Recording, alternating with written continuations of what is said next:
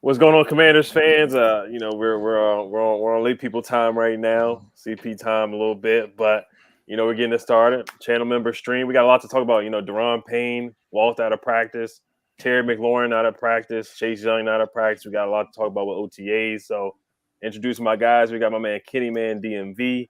Make sure you guys sub up his channel. His link is down below. Does basketball, all kinds of stuff. We got DC Bay. You gotta check out his Instagram. I'll put his new Instagram. He's got a new gram. I'll put that down below in the description. I got Warpath, Commanders content. Gets all the good guests on. Has Scott Jackson from 980 the other day. You already know Warpath. You're gonna be OTAs tomorrow, right? Yeah, Thursday I'll be up there. Yes, sir. Yes, sir. And then we got new member, my guy Brandon Scott. How you doing, man? So we got a couple questions to get you introduced, man. Where are you from, and what made you become a Commanders fan? I'm originally from Loudoun County, Virginia, and but I lived in the city. I lived in Maryland, everywhere. Raised in the area. Joined the military in 2004. Came back home in 2011. Being a Commanders fan. I've been a Commanders fan since I was old enough to know anything about football. I'm from the area, so I try to support every team. I'm an 80s baby, so I don't remember the Super Bowl teams. I know about them, but so unfortunately, my biggest knowledge is on the Snyder era. So, but I'm here, man. I'm a DC dude, man. So no matter what, I got love for the team. So, yes, sir. Yes, sir. Thank you for your service. What was your favorite Washington season? Man, I know the one I remember the most. I remember when I just got back from Iraq in 2006, man, when Mark Brunell was quarterback, man. And I remember that team. I mean, there's been some good teams, like I said, I don't remember the Super Bowl time, but I remember, the Clinton Portis years, Santana Moss. That was my, my dudes, man. Jason Campbell's, the Gus Farrat's. So yeah. Yeah, me too, man. Santana Moss, the Monday Night Miracle, man. Sean Taylor. Oh, Sean Taylor, Yes, sir. Yes, sir. Those are my years too. I didn't get to see the glory years, but we got to see some good times, a couple good times, man. Appreciate you coming on. So I'm gonna shout out a couple of people in the chat real quick. Joshua Montano says Virginia Commanders. The stadium most likely will be in VA, so we're gonna get to that real quick. 5-year-old DC says Woodbridge Commies. Starting to sound like university. Commonwealth Commies. Y'all going in with the new stadium. Brother Cap says finally. Ice Pro, what's up, man? Patrick Benson said, what's up from you? Nah, y'all the dream team, man. Y'all getting all these free agents. Y'all are the dream team 2.0 with Vince Young. You already know what's gonna happen. But he said, what's up from Eagles Nation? You guys are our biggest threat in the division. Wow, yeah. Not a lot of people say that. A lot of people think it's between you guys and Dallas right now. So I'll take the praise real quick. But Ice Pro, what's up, man? Jack Miller, what's up? Jim D says thank you for your service, Brandon. Yes, sir. Yes, sir. Yes, sir. So let's get to the big news that just came out probably an hour, 2 hours ago. Daron Payne. So I want to get you guys' thoughts on that. If you didn't know, Daron Payne apparently he walked off of the field. He took his helmet off, walked off the field. They said allegedly he's frustrated about his contract. We already know he got into the fight with John Allen in the game against Dallas. We know his dad said some things on Instagram. He said, get a F-word quarterback. And he said other things about John Allen as well. I can't remember 100% what his dad said. Then there was rumors, Ben Sanders reported that they were thinking about trading, or not thinking, but they quietly shopped Daron Payne. So that's catching up. If you guys didn't hear about that news, that's the news about Daron Payne right now. But yeah, DC Bay, I'll let you start it off. Do you think that Washington should trade Daron Payne? Do you think there's any coming back from this, or is this something that they should just push under the rug, or has Ron mishandled this somehow that he should have been traded before the draft? I think Ron mishandled it. I think he has to show that the game has passed him by. You could have traded him, whether it's for a 3rd round pick. You need get something for him. You can't keep doing like you did with Morgan Moses and let him walk. You can't do like you did with all the other ones, just letting them walk. This guy, you extended him. You picked up his 5th-year option. Why did you pick it up if you knew you weren't going to keep him? I'm not understanding nothing Ron is doing, but he keeps signing former Panthers players. who's done nothing. So this is not going to end well. And I'm glad he walked up out of there, because this shows just how bad it really is, from the ownership to the front office, now onto the field. If it continue to go like this, you ain't got to worry about it. That boring ass name that we got, they going to really feel it this year. They really are. You let Tim Settle walk, offer some chump change to Buffalo. You got rid of Matt Ioannidis. Who you going to put in now? I'm not understanding Ron, man. I really don't, man. And be honest, man, it's sad, but I'm glad that he walked off. I am. Terry ain't even got a contract yet. He doesn't have a contract yet. That's really, but that's it. That's all I have to say. Yeah, I mean, it's not looking good. I mean, you can't pay everybody. You can't on that D line. We kind of knew this was going to happen. Montez Sweat wasn't there today. Chase Young wasn't there today either for other reasons. But yeah, it's hard to pay all those guys, those first round picks. But they brought in Mathis, the defensive tackle. He's supposed to be the Daron Payne replacement. How about your Warpath? What do you think about the situation? Yeah, surprisingly enough, I'm going to agree halfway with what Bay said. I think they should have got something for him, but then again, what is it? What is the price tag for him? Third round pick, really? We overvalue talent here all the time as a fan base. We see that all the time. Would somebody really trade up a valuable third round pick for Daron Payne? I don't know. That's not, I can't answer that. But it just seems like it's something that they keep on trying to avoid. And I mean, the more this team is in the news for things not going right on the football field, it is it's kind of the nail in the coffin. Everything, you got the name, you got the stadium stuff, you got your best defensive line, your second best interior defensive lineman going at it with your best interior lineman, and then you don't have any recourse. You did draft with Fadarian Mathis, you brought that guy in, but you couldn't get Tim Settle in there, who probably wanted more prominent starting role, right, instead of being in a rotation. Matt Ioannidis wasn't going to be here. We know that because he was questioning coaching anyway. So, I mean, I don't know where you end up, but I don't know where you're going either at this point. So it's a shame, because it makes us look like a bigger joke than we already present ourselves dealing with this. So. Yeah, and it's just reportedly, nobody saw this. JP Finley is reporting INTs at Carson Wentz throw, but he didn't see this. We just got this in a article that Ben Standick said. He's like, source says this. So who is source? I don't know, but whatever. Yeah. Yeah, I mean, Ron's trying to change the culture. We got a couple of disgruntled guys here, Terry not being there and Daron not being there. I would love to keep Daron back. I would love for him to come back, just like Cole DeRoke says. Payne is underrated. Led the entire league in run stops in 2020 and 2021. He was second in quarterback hits, so he's second in sacks. Is by far the best run stopper on the team. So I mean, I just personally, I don't really think. I mean, I don't want to overreact to this, but yeah, I don't think this could come. I don't see him coming back. If I had to bet money, but. Forgot to say Oscar. Oscar won't be here tonight. He's making a move, so he'll be back in a couple weeks.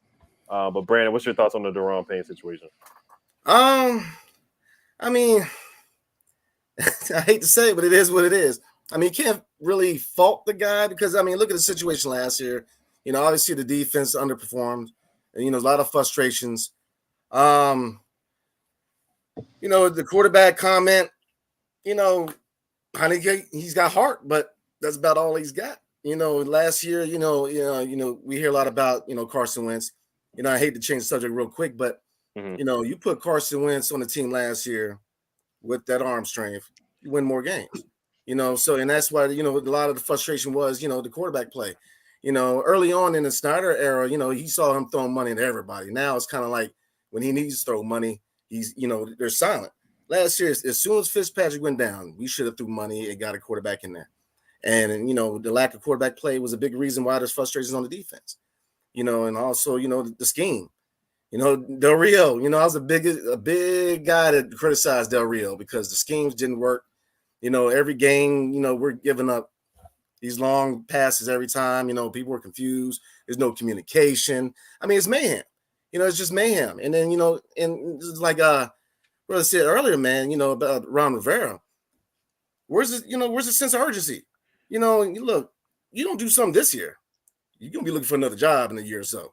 I mean, you just got, Dotson, you got weapons on offense, you got a quarterback, this year things need to happen.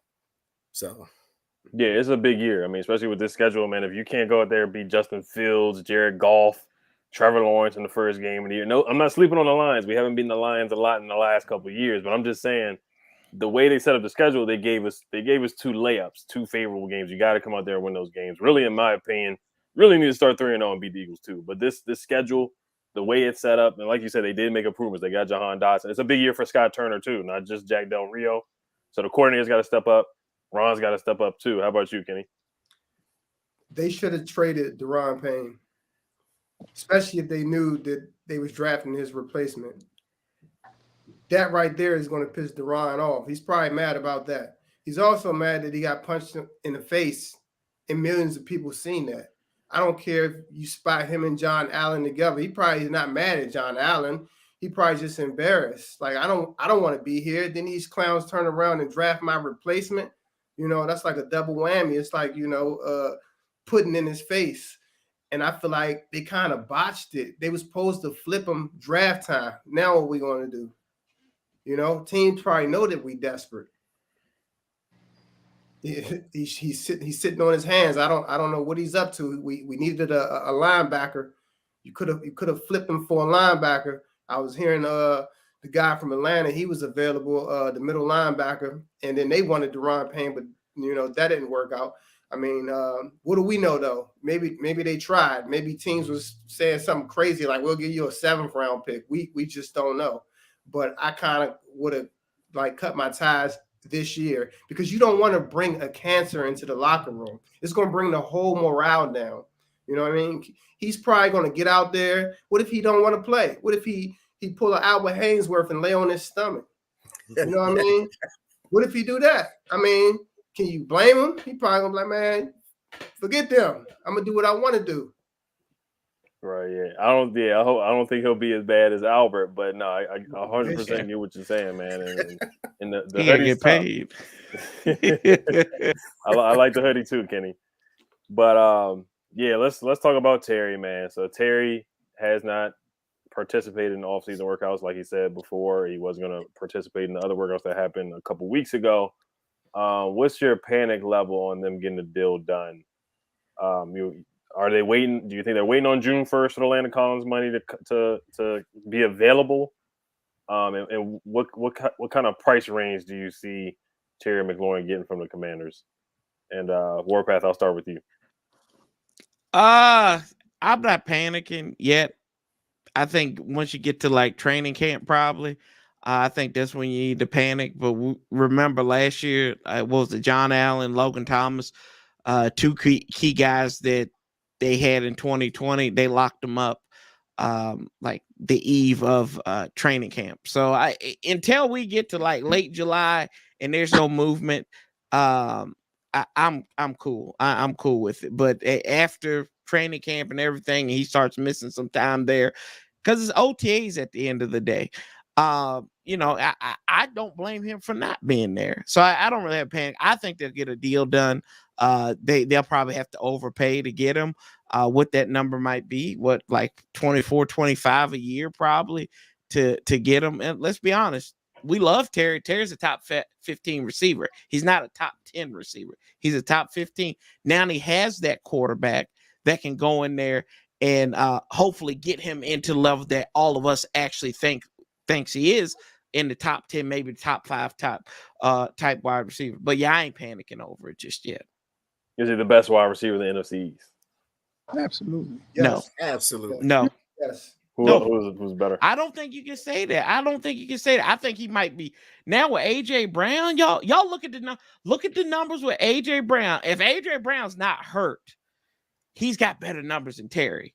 That's the only thing. I think that he's a better wide receiver when they're both healthy. That's my thing.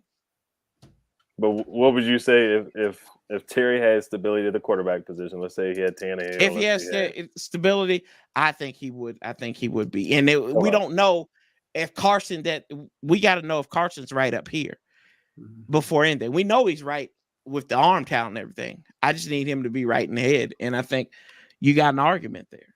Yeah. But he's better than CD. Oh yeah, God, yeah. Oh. Yeah. Everybody, yeah. How about Oh, you, yeah. This is still about Terry McLaurin's contract and how Ron's handling it. What's your panic level? If you had a scale of 1 to 10, do you have a panic meter at all? I mean, once again, I truly do not have any confidence in Ron. The way he's been doing business, it makes me believe that if we get into the season or we get into week 1, Terry's going to probably walk or be traded before the trade deadline. I don't know what Ron is doing. I'm be honest, I'm very leery about it. And I'm not sold on a quarterback, but again, it is better than what we had. And I'm not sold on a play caller. And I mean, to be honest, man, I am concerned, really concerned. I am about Terry leaving. Maybe he will want to leave. I mean, you want me to come in here and I played with 8 different quarterbacks and I have outperformed my rookie contract vastly. You want me to come in here with guys that can barely throw 40 yards, barely can complete an accurate 5-yard pass, overthrowing me, throwing the ball in wild situations, and you don't want to pay me? I haven't showed that I'm worth something to you. So I just don't know what Ron is in that front office is doing. I really don't. And I hate to sound like I'm the one that is don't have nothing good to say, because to be honest, I don't. I mean, I've watched them win Super Bowls. I've watched them lose 1 Super Bowl. And then I know what it's like for Pennsylvania to be on that Pennsylvania Avenue and party all the way to Georgetown. I get that. The closest we've ever gotten that, it was 2012 with the RG3 thing, where this city was lit up. And for the new generation, which is y'all got to experience what that kind of atmosphere times 2 is when we won the Super Bowl. And then we get Ron and we say, okay, well, that's good because he's a credible coach. And then he gets in here and we thinking, okay, well, we're gonna chop this down, and in 2-3 years, we should be a better team. We regressed on defense from the first year. Jack Del Rio is truly not the guy for the job. Ron was more focused on a culture for 3 to 5 years, 3 to 5 years, 3 to 5 years. Culture starts by winning. You can wing out all that other stuff. And then he constantly keep bringing in mediocre quarterback after mediocre quarterback, trading for him. He traded with a 4th or 5th round pick for Kyle Allen, who was actually a backup to somebody on the practice squad. You go get Taylor Heineke, a guy whose arm is about as strong as a newborn's kick. Like, we seriously have a problem. And then this man don't really value the talent he has on this team. He really don't. You want to sign Curtis Samuel to all this money and you're showing off, well, look, he's running good routes and everything at the OTAs. We want to see him in a regular season game do that same stuff. We've not seen nothing other than him go through cancer treatments. That's it. So it's like, I don't really believe that they're that concerned about redoing Terry. They really realized, I think they believe that they can get a 1st-round pick for him, especially if he started really doing his thing in the beginning and he asked for that 25 plus. You got it right now to where you can get him at the deal where you possibly, when you showed off last year, the year before last, and you tried to bring Amari Cooper in here for $22 million, and you're hesitating to pay the man that's been here under all that duress. Nah, Ron is tripping, man. He is really tripping. And if we get a new owner, he should be the first person fired. He really should, because he has too much power and he's not being held accountable.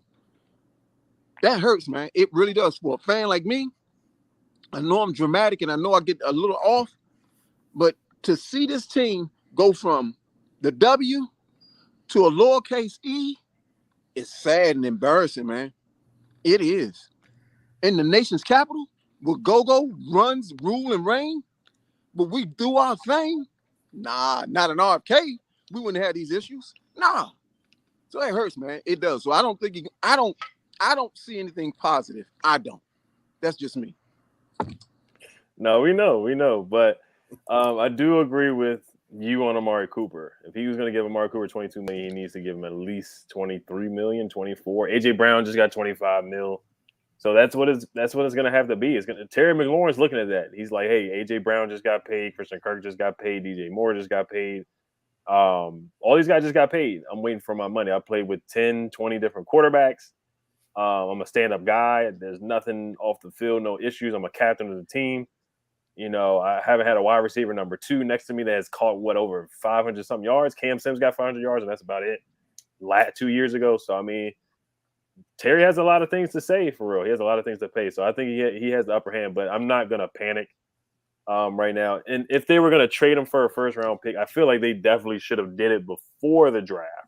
Now that's where if it ends up being that, then they definitely botch it that way. But from what I'm hearing, they could do a franchise tag next year and then franchise tag him again. That situation wouldn't be pretty. But like I said, we'll see what happens around training camp. He signed John Allen the year before that. So what are your thoughts on that, Brandon? You got to pay the man. I mean, for all the reasons you guys said, I mean, the quarterback play, character issues. I mean, he's the example of character. I mean, look, he's a team captain, and very easily he could, take all his pictures down from Instagram and, to do the same, disgruntled thing. And he hasn't. He's been professional. He's been in it to win it through all, the whole process. So pay the guy. But I mean, like it says, it's a, where's the urgency? They keep acting like, they have this grand plan that's going to unfold. And then, we hit the draft and, the plan just was all over the place.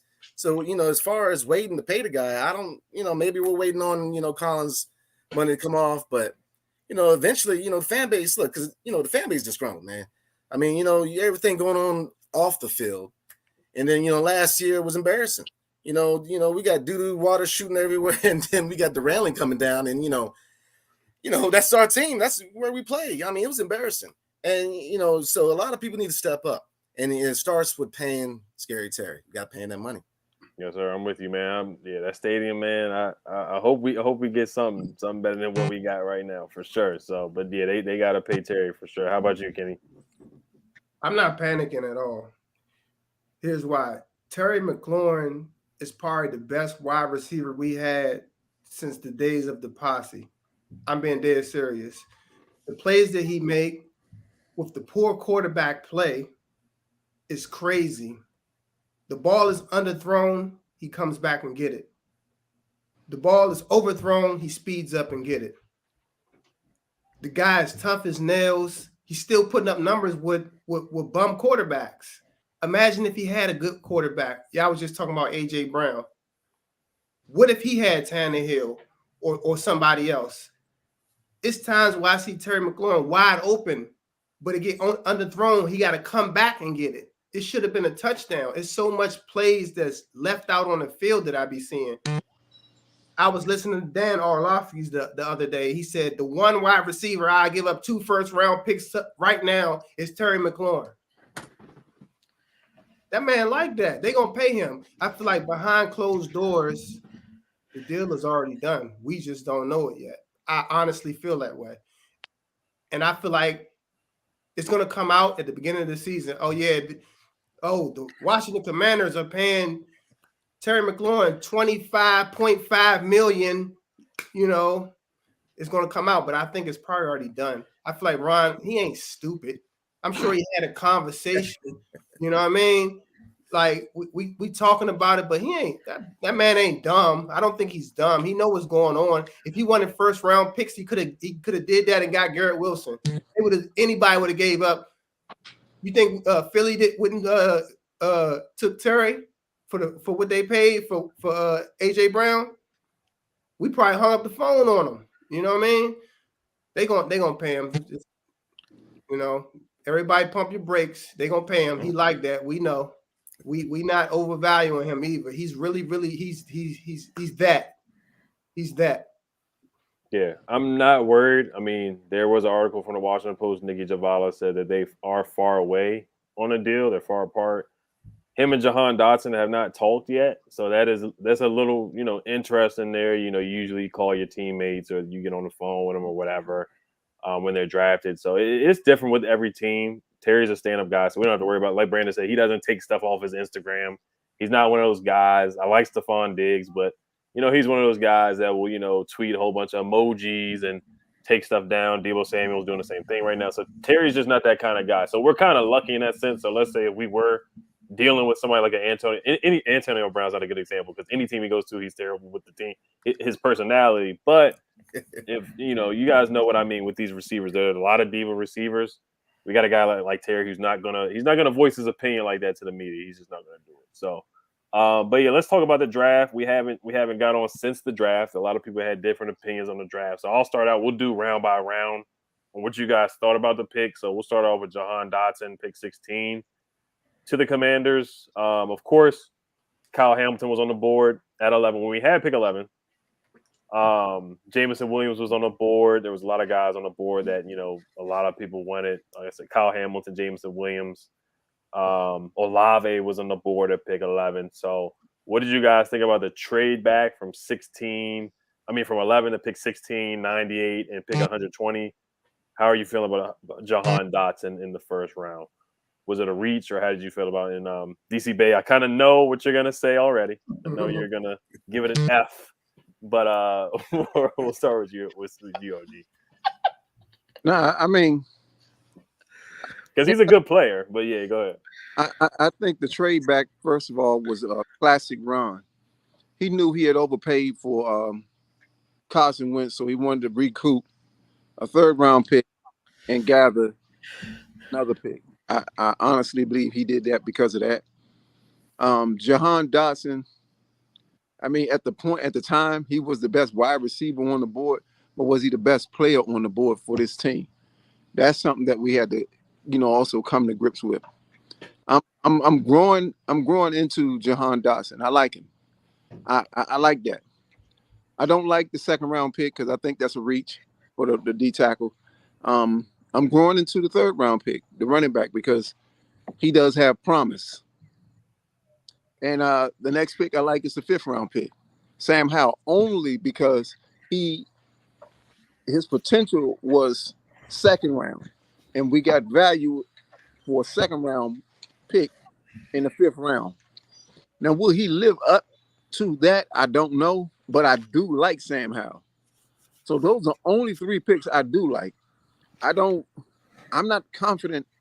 I'm being honest. I'm not confident in this staff at all. How do you give offensive coordinator an extension who's done absolutely nothing? You gave him an extension, and they can say, "Well, he finally got his quarterback." No one's sure about Carson Wentz, but what we do know is the potential, the arm strength, and if we talking about potential, that means he ain't done nothing. This man been in the league 6 years, so we can talk about potential. He hasn't done anything. He has to live up to it first. Like I hate to agree with 7-11, big fight lover. His mind ain't right. His mind is not right. He probably got upset about getting Sam Howell. He's that soft. So Jahan Dotson and Terry McLaurin, I'm not even counting Curtis Samuel because I don't believe he's going to be available. So I'm going with De'Ami Brown. Those three, along with the running back committee and the tight end committee, which I believe that is a great room. He should have success. And if you throw 30 touchdowns, 4 or 7 interceptions here, that's considered an MVP season for this franchise who hasn't had a quarterback. So the draft, I think it was okay. I would give it a C+ overall. And I just hope the best, man. I really do. I hope for the best. And my best means to get Snyder up out of here. That's what I care the most about. I'm surprised you gave it a grade that high, but that's pretty high, man. Pretty high. Yeah, Jahan's a good pick. I mean, Santana Moss, he loves the pick. Chris Cooley loves the pick. For whatever it's worth, they like the pick. I'm hearing a lot of Deshaun Jackson comparisons, Santana Moss comparisons. A lot of speed guys. So I'm not gonna say I have high expectations for Jahan, but I think Jahan's gonna be the perfect number 2 for Terry McLaurin. How about you, Warpath? Yeah, it's kind of funny. I do agree with Bay on something. He said his mind ain't right, so I know he'll be wearing a Carson Wentz jersey because we know both their minds ain't right. But it took me a minute to warm up to that pick, really, to be honest with you, because I felt like it was a reach, like where I was reading that. He could have been a late first round pick, like you could have traded back again, and he probably still would have been there, or like an early second round pick. But when you put on the tape. And what was so impressive, I think I may have said this in our group, the guy always knows where the back of the end zone is, right? Like it just seems like he knows where that line is when when you watch his highlights and stuff. He can slip back there, he can throw the ball, I was like, that was probably one of the more impressive things. Was like, oh, this cat can sneak something around these people. You could add a new wrinkle. I mean, is Scott that creative? I don't know. Bay probably knows more than I do because they didn't had them cheeseburger big bites together. So, we know what it's like with them. You just asked about the one pick, right? I ain't going to go all the way into every other pick. I follow directions. But yeah, I've learned to like it for the most part. And hopefully he can go out there. I know people want a big body receiver, but if this is what you can do, go out there, get speed kills. That's what this team is trying to be built on offensively, getting burners, right? Like everybody runs like a 4.2 40 or something right now with these guys. I think Dotson might be on the slow end of that. So and also you think about it too, 2011, right? Everybody was hollering for Blaine Gabbert. Remember, people were hollering for Blaine Gabbert to get drafted. They traded back, got some dude out of Purdue named Ryan Kerrigan. That seemed to work out well. We were supposed to draft at 11, traded back, got this dude, Jahan Dotson. Also, in the dark way of it, too, back in 2002, Washington trade back, skipped the safety to draft a quarterback. That safety was Ed Reed. They drafted Patrick Ramsey. So, I mean, history's doomed to repeat itself. I'm not saying Kyle Hamilton's Ed Reed, but I mean, there's some weird parallels there, boys. Yeah, it's definitely interesting. Kyle Hamilton, I think he would have been a solid pick. But I do like Jahan.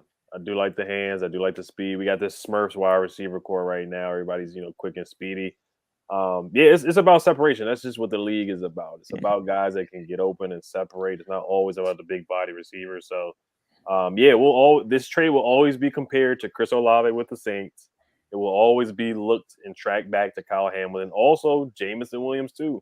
There were some guys they could have drafted, but I like Jahan Dotson a lot. Like I said before, I'm a Maryland fan, so I saw him torch Maryland. Everybody torched Maryland. I get it, but he torched Ohio State too. So they weren't the only ones that got it from Jahan. Jahan, he's a dog. He's 5'9". He's 5'10", 6 feet at the most, and he plays like he's 6'5". How about you, Brandon?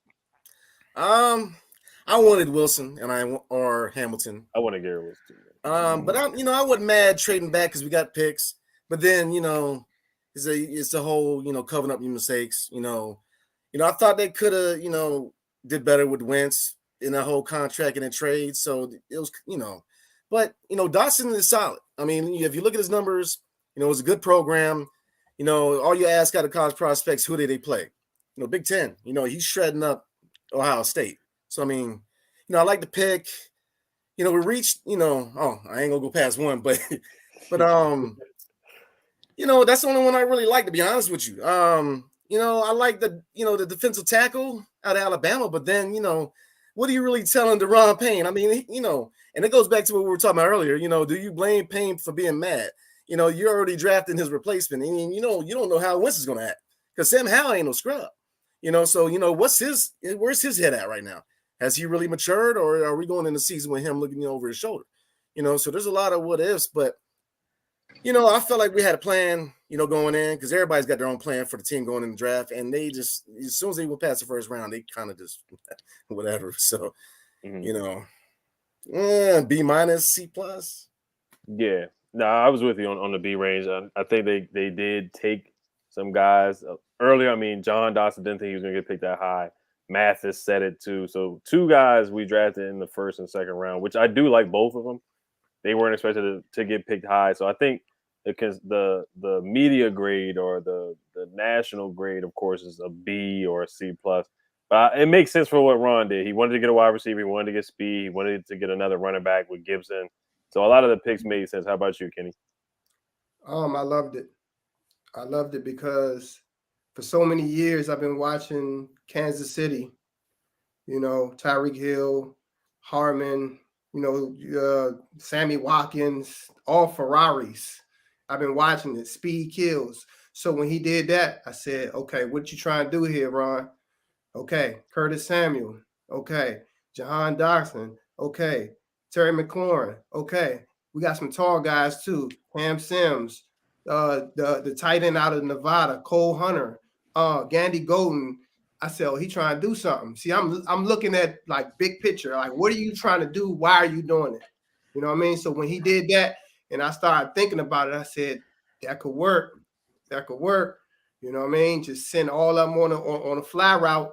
You know, that might somebody's going to be. You can't cover everybody.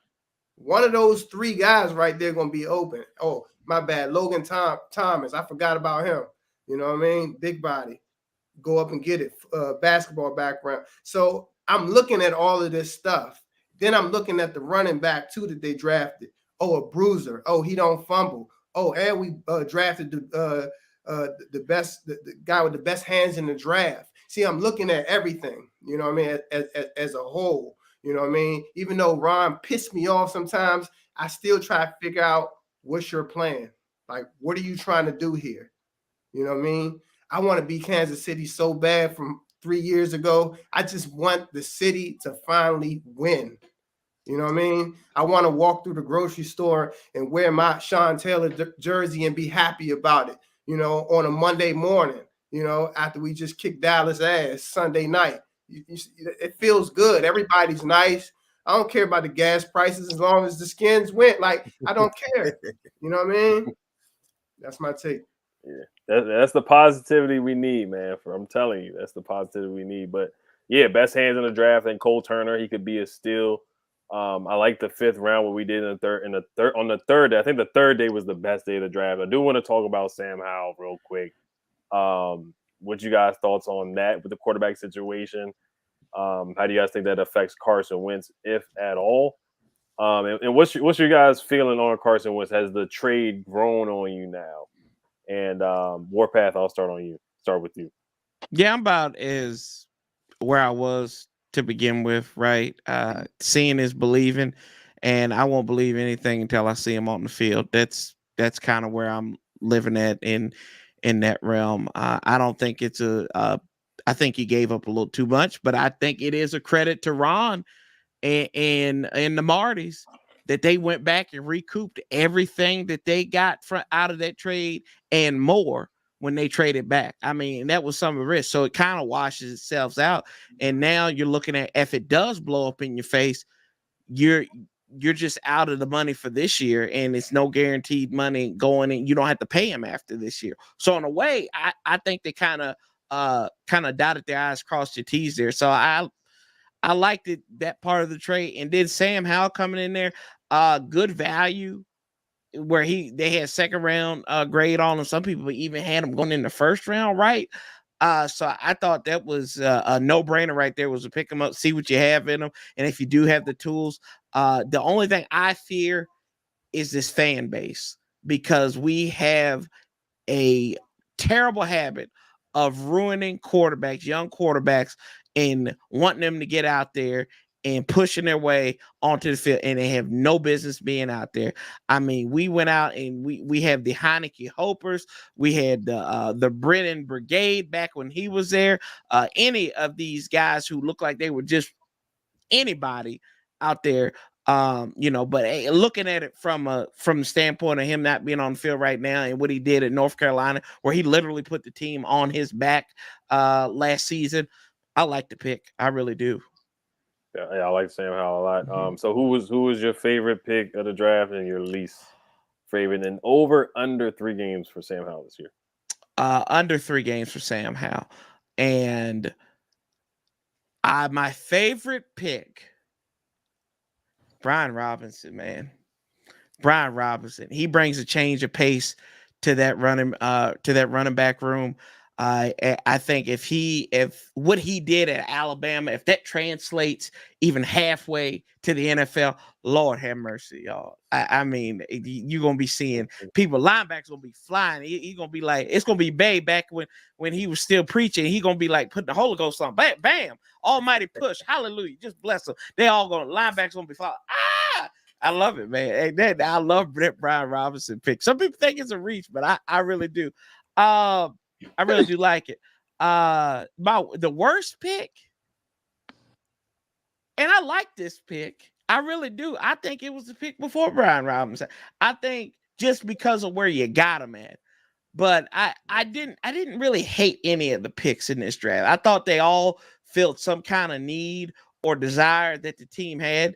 Maybe a lack of drafting a linebacker was probably the worst thing. But yeah, for Darren Matthews, I just because I have to answer the question, I'd say that was the worst pick. But I love the pick. Yeah. Yeah, Brian Robinson, that's an interesting one, man. Him and Gibby getting another third round running back. That could be a nasty one. Thunder and lightning, baby. Thunder and lightning. Yeah, so Gibby has no room to fumble because if he gets benched in Brian Robinson, he might take it and not look back. So, but thank you, Alexander Pax, for sending a donation on Cash App. I appreciate you. OG, how about you, man? Who was your favorite pick in the draft, and who was your least favorite pick in the draft? And do you over under on Sam Howell 3 games this season?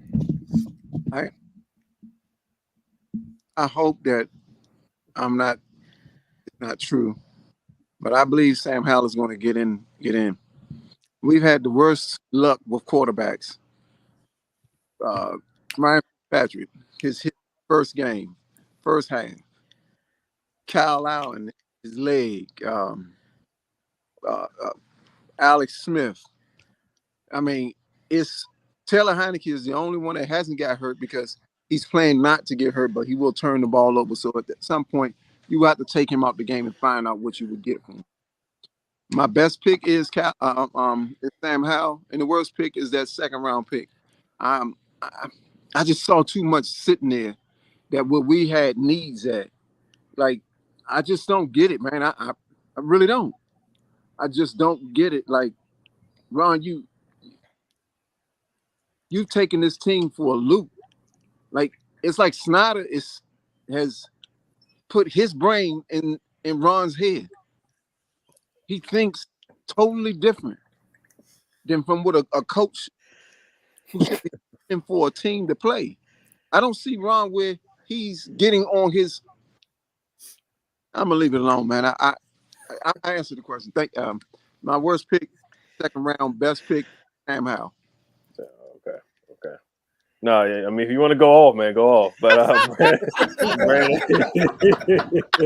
Brandon, how about you, man? We're gonna get to the schedule next. So, OG, we'll see. You probably gonna say 2-15. But how about you, Brandon? Best pick. I like Dotson, but just like Warpath said, I mean, running back. I mean, the dude's a bruiser, man. I mean, and if Gibson starts fumbling the ball, look, it's gonna be a short season for him.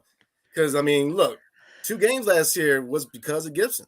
Week 1, without that fumble, we're 1-0. So there's a lot of pressure on, so Robinson's nice. Lease, gotta go with the second rounder. Good player, too early, and I mean, like I said, it all comes down to we were talking about the Daron Payne situation. Well, I mean, you're going into the season with issues. You didn't trade Daron Payne, and then you draft his replacement in the second round. So what's that really telling the guy? So you're going into the season with issues. I mean, I like Sam Howell pick, solid pick. He reminds me of Baker Mayfield. I know Baker Mayfield has issues, but Baker Mayfield, he has got that, that fire you want in people. He just has to get the other stuff to go with the fire. But so he reminds me of Baker Mayfield. He's got the arm. So like I said, it's a solid draft. Just a lot of the picks are too early. And I was really hoping for a middle linebacker. I don't know how we came out of the draft without a middle linebacker. So, Yeah, they didn't draft him in a linebacker. They're saying because they're looking. They only played 2 linebackers at the most. They played a lot of snaps with just 2 linebackers. So I see where they're going with that. They definitely could have got a linebacker at least in the 3rd or in the 4th, but they decided not to. They believe in Cole Holcomb, which I think he's going to have a good year. Jamin Davis is supposed to take a leap. We'll see how that goes. But yeah, you guys like Brian. I'm starting to like Brian. I like Brian Robinson a lot. I seen him play at Bama, and the guy runs hard. He plays with 10% energy every down. So it is going to be competition with AG, or they can play together and be a nice thunder and lightning. Fedarian Mathis, he's a good player, like you guys said. Could have been a reach, sure, but I think he's going to fit in pretty well. We'll see what happens with Daron Payne. How about you, Kenny? Favorite pick? I got a couple of them, man. I like Jahan Dotson after like watching his film and stuff like that, the good and the bad. I also like Percy Butler. Really, really, really fast. I watched him at the combine. I was like, oh, he fast.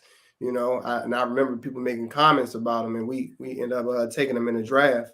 So I like it. Fills a void that we needed, you know, with the Landon Collins thing. And then, you know, Cameron Curl got somebody to help him out to shore up the back end. So I like that pick. But man, that Fedarian Mathis pick, I would have took George Pickens. He was right there. I was like, take George Pickens. He's a dog. He's a dog from Georgia. Bro, he is a dog. I seen him get on a fist fight on the field right after a touchdown. He's a dog. George Pickens, they should have took him. And I feel like he's going to be a star. Even though we had Jahan Dotson, I would have took him too. I would have said, you know what? Let me go ahead and double up with that. George Pickens. Then I would have went Robinson in the 3rd round and did it that way. It's just that 2nd round. I don't understand that. And you kept paying, so I don't understand that. You know, so that's it. Definitely. Yeah. George Pickens, he doesn't fit what Ron is looking for. I saw when he got drafted, you know, he had a ski mask on his head, which doesn't mean anything. And like you said, some of the fighting and I love it. You know, fighting. Yeah, some of the players from the other team, and there was something else that he did too. He squirted a water bottle that somebody did, so I knew. Yeah, when they was laying on the ground, like he was peeing on them. He's a dog. R. Kelly? When they drafted R. Kelly? Lord have mercy. Hey, before R. Kelly got in trouble, he was like that. He said that was digital. That's it. I don't want y'all to get canceled now. R. Kelly, but nah. I mean, yeah, you're right about George Pickens. Like I said, I just don't think what Ron is looking for in a player. I just don't think he fit what Ron was really looking for off the field. But yeah, I mean, Brian Robinson, I think he's going to be a dog too. Cole Turner, the tight end, I don't want to get my hopes up on him, but I like him a lot. I think he's going to turn out to be a really good tight end for the Commanders. So he's got that catch radius. He's got that dog in him. He talks a lot of trash when he 10 touchdowns in the red zone. That's something that's hard to teach. It's hard to teach there. So let's get down to the schedule. So we'll go around. We'll just say win or loss, and I'm gonna try to let me get a pen and a paper here. I'm gonna try to tally, you know, what you guys think. I know it's a way too early schedule prediction. So we do have the weakest strength of schedule in the NFL. We're tied with the Cowboys. So yes, Red, I see you in the chat. We are tied with the Cowboys for the weakest strength of schedule there. And he asked, "Are we going to beat the Cowboys?" Yes, we're going to beat the Cowboys at least once this year. So. We'll start with the Jacksonville Jaguars game. OG, I'll let you go first. You can just say win or loss. L. And we'll start with you, OG. L. Oh, okay. Can I get an early score prediction? Probably get blown out by at least by 15. God. I'm being honest. The Trevor Lawrence? Yeah. Oh my God. Just think. Austin Wentz threw for 111 yards in a game that they needed the most, and turned the ball over 3 times. A game they needed the most to get into the playoffs. Like, and we don't have that offensive line that Indianapolis have. We don't have the run game that Indianapolis have. We got a defense, but we don't have the defensive coordinator or the head coach. So we getting blown out, man. And they got Doug Peterson. Oh man, And they got a nice defense. They got a nice defense. And you talked about it earlier. People running wide open in the middle of the field all game. Jack Del Rio have yet to figure that out. That is the greatest mystery. I know he goes to sleep wondering how is the middle of the field wide open for a whole full season. We get now first game, second L. The first inaugural Commanders game at home. You got them losing to Jacksonville by 15 points. Yeah, if that happens, then then Ron should be on the hot seat. I don't see that happening at all. My opinion, I have a W for that one. That should be an easy dub out the gate. Big Money Sonny, thank you for the donation. He says, "Salutes, brother. You know, I had to drop into the show and to show some love. Question for you: are you believing the hype with Calvin Harmon? Oh, and best believe we are sweeping the division this year. Oh, yeah. So I want to ask you guys about Calvin Harmon. Almost forgot to bring up AGG being moved to tight end. If y'all want to quickly chime in on that, do you think AGG could somehow, some way make the roster being moved to tight end? Do you still believe in Calvin Harmon? I'll start off with some optimistic takes here. Positivity with my man Kenny. Calvin Harmon. Well, I forgot about him, bro. I didn't know he was still in the league. I ain't gonna lie. Yeah, yeah. Like he got that injury bug. Like, you know what I mean? I forgot about him. Yeah. Who he play for? Who he play for? Guangdong Tigers. Right. Ni hao. He was playing with T.O. on that team. USFL, yeah, the USFL is back now. Darius Geis. Hey, right. So if his name is coming up, it's probably for a reason, but I really don't know. He would have to be spectacular during the preseason, like, oh, where did this guy come from? And from when he was healthy, he was okay. He still wasn't separating, but he'll find a way to get open, and he don't like going down when he catch the ball. So I do like that. He got dog, but it's just that room is full. It's like too full. Like, this is a good situation when you got a lot of good players and you have to cut a good player. That means another player is probably good too. So it's a good situation. I'm sorry, what was the question again? It was the Kelvin Harmon thing threw me off. It was something about Cole Hunter. No, about AGG. Yeah, another AGG? guy. Yeah, all right. So yeah, he's moving to tight end. Yeah. Now, that room right there, he stands a chance of making it. I guess you can keep 3 tight ends. You know, Logan ain't going nowhere. He locked up. But we don't know his health. What if he start the year on pup? Like, we don't know what's going on. So AGG and the other guy from Nevada, yeah, that's a good look. When I seen that, I said that's a good look because he's not as fast as a wide receiver, but he is extremely fast as a tight end. He has trouble separating too, but his film was nice. His film was nice in college, but he never did nothing in the NFL. Right. Yeah, I mean AGG coming out of Liberty.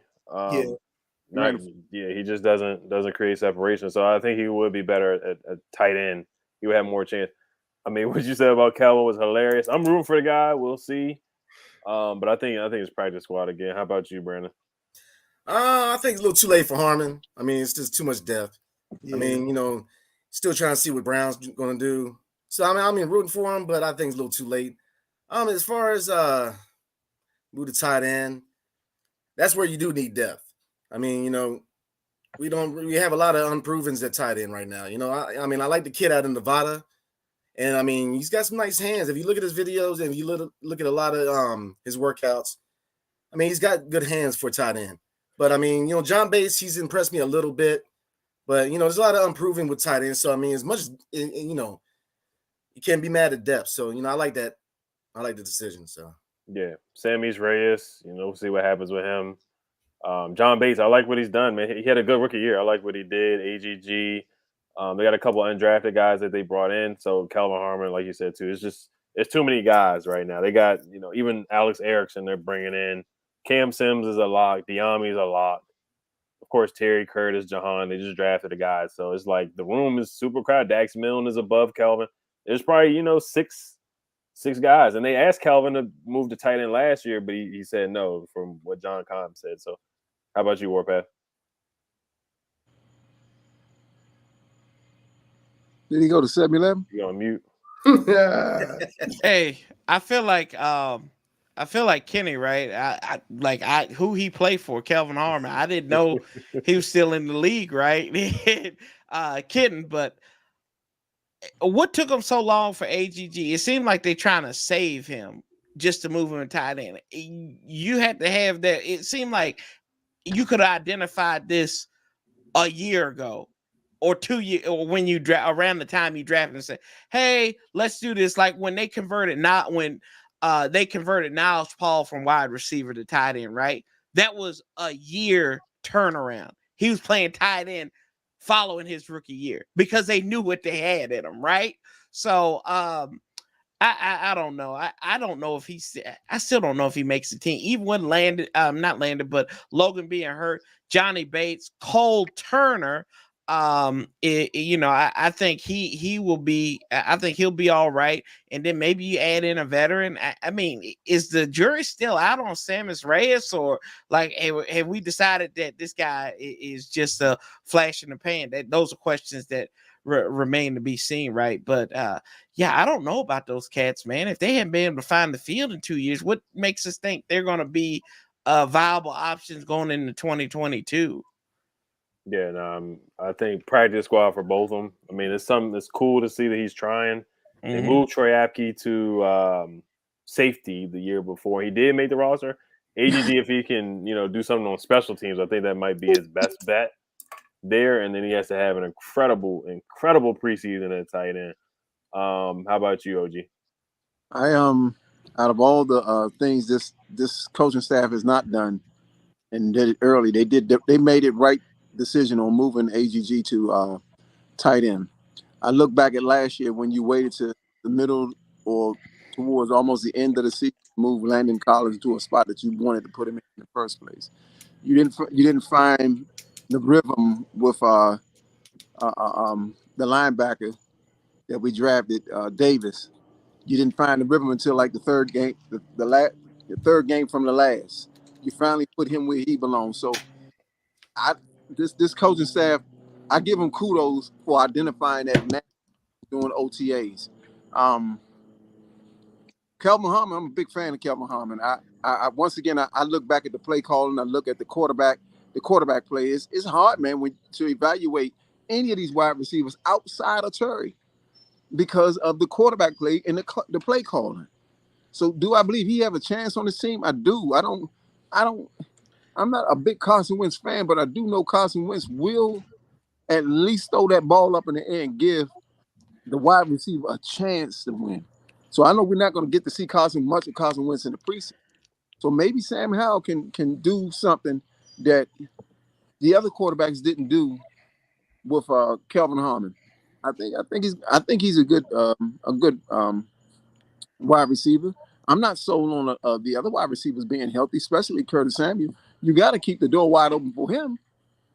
So, I mean, it's gonna be fun, but at the same time, it could be a disaster.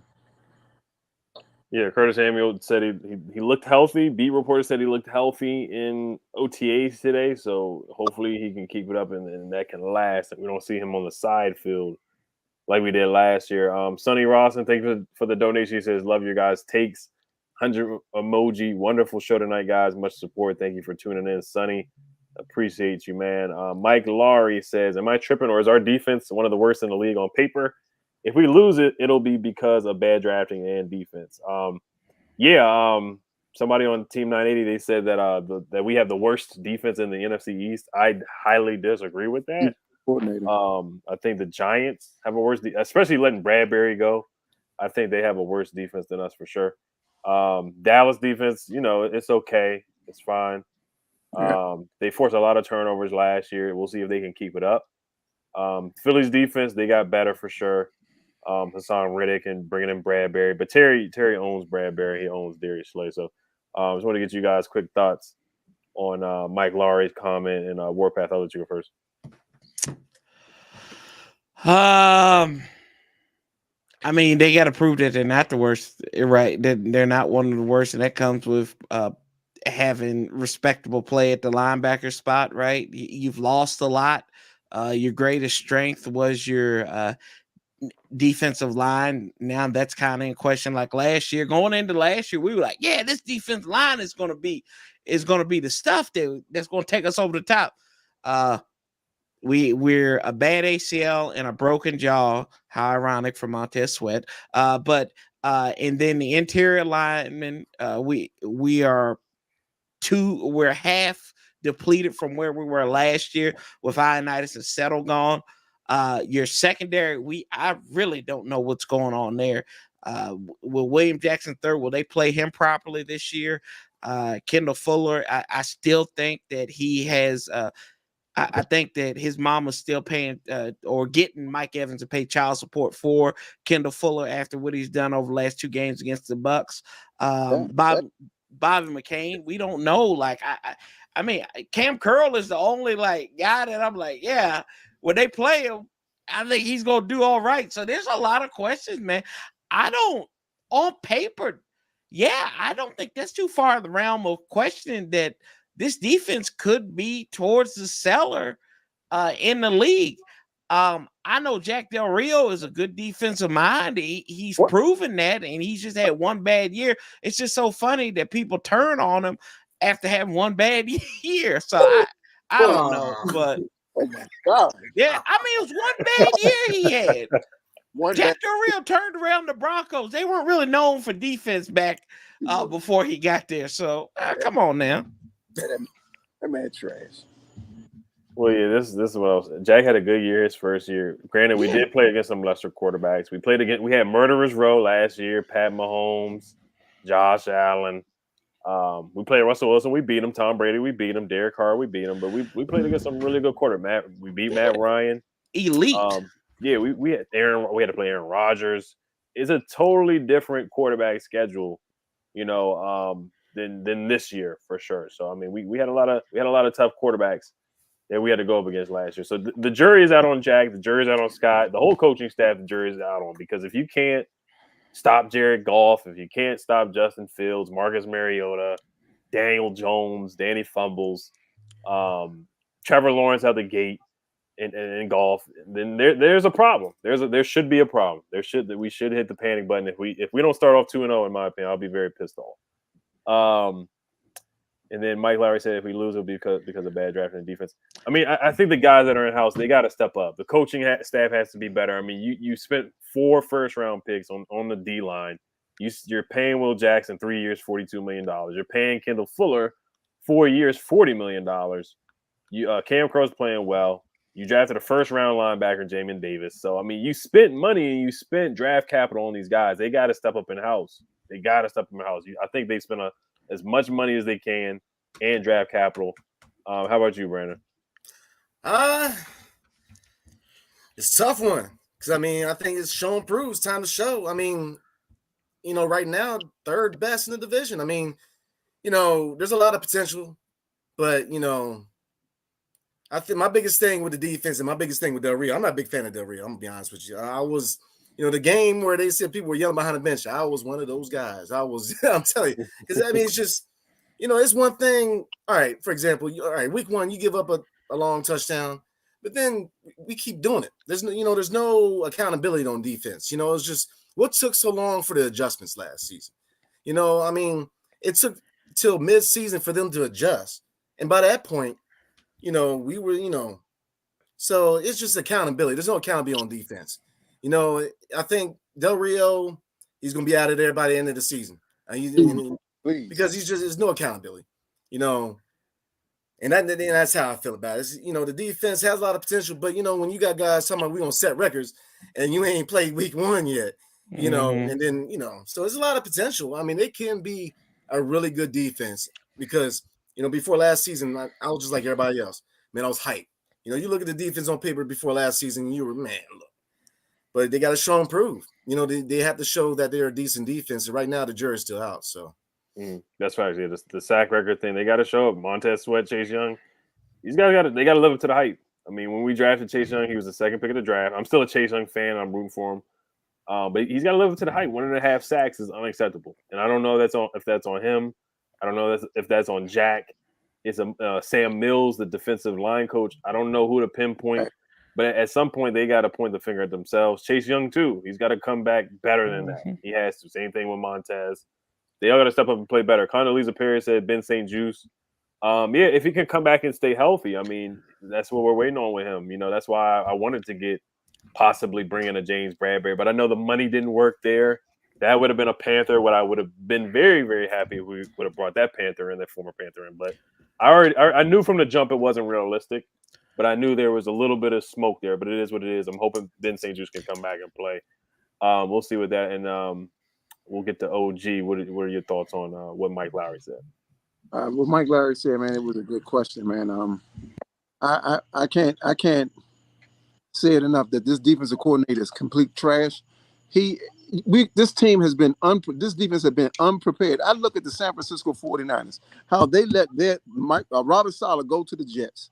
Then they got DeMeco Ryan, first year as a defensive coordinator. They was looking kind of bad the first 6 games. And then after the first 6 games, they became a stellar defense. Now, if you can tell me that the San Francisco 49ers defensive line is better than our line, and you can definitively say that without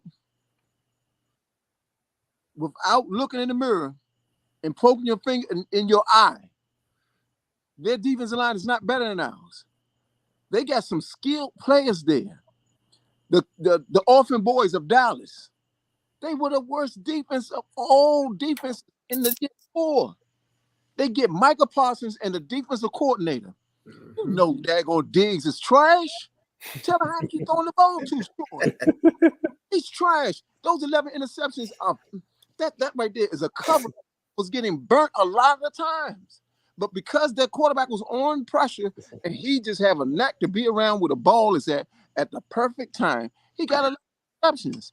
Micah Parsons, yeah, he may be for real. But they got a defensive coordinator. Jack Del Rio has done nothing, not at Oakland, not at Denver. You're sitting with all this talent. Everywhere you go. It's sad, man. It's pathetic. And Ron loves this dude. Ron won't check him, and he won't check Elroy Jetson. This is going to be the Achilles heel for this defense. The play calling on that defense.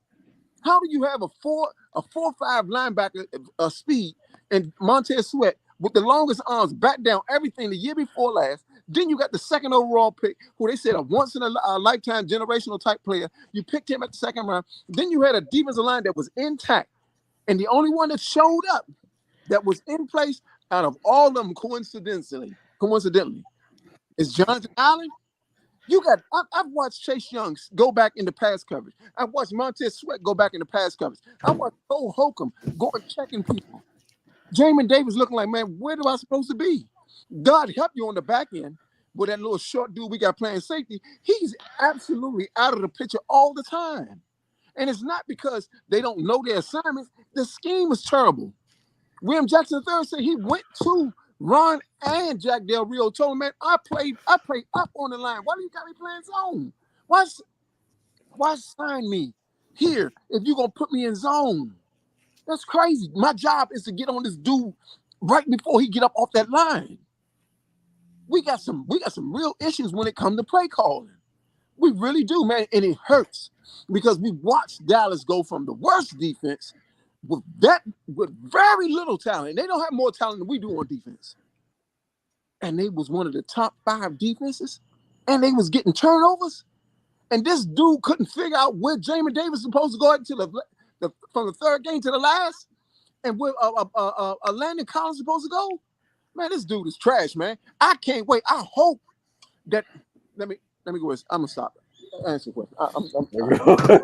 Like I said, go, man, go. You got to, man. Let the chopper sing like D'Angelo Hall. Go ahead, let the chopper sing, man. D'Angelo Hall was on radio doing his thing, man. Go ahead. But nah, I mean, I mean, I can't disagree with anything that you said. I mean, 2 linebackers, Ron Rivera, linebacker in the NFL, and Jack Del Rio, linebacker in the NFL, and they got it wrong with Jamin Davis. They drafted him to play something that he's not, middle linebacker. He's not that. They bring in William Jackson, press man, physical coverage corner. They want him to play zone. They already knew that we coming in here, Ronald Darby might have been a better fit just because Ronald Darby plays zone. And that's just what Ronald Darby is. He probably would have been a better fit. Ronald Darby could have did the same thing that William Jackson did last year. To be honest, William Jackson was getting pass interference. A lot of the games in the beginning of the year, he got a penalty like the first 6 or 7 games in a row. He had a penalty. But the second half of the year, William Jackson did play better. I'll give him credit for that. Bobby McCain, I thought he played better too. Bobby McCain was getting toasted and burnt. Like guys were running right past him. Jameis Winston was throwing ball. Cordarrelle Patterson was running right past him. But yeah, man. How about you, Kenny? Mr. Mike Lowry, are you tripping? No, you're not tripping. Basically, it is the scheme, and it's also adjustments. Like, it's no way Landon Collins should have been playing safety. I would have put him at linebacker week 1. There's no way I would have let Cameron Curl come off the field. He would have said, look, coach, I'm tired. Take me off the field. He makes too many. All he do is make plays when he in. He make plays. That's just what he do. He make plays. He's better than Landon Collins right now and a lot cheaper. You got to make adjustments.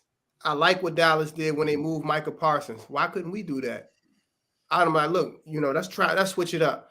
Even if we don't change his position, that's call a play. We're gonna blitz Jamin Davis or as a DN and see if we can get some pressure.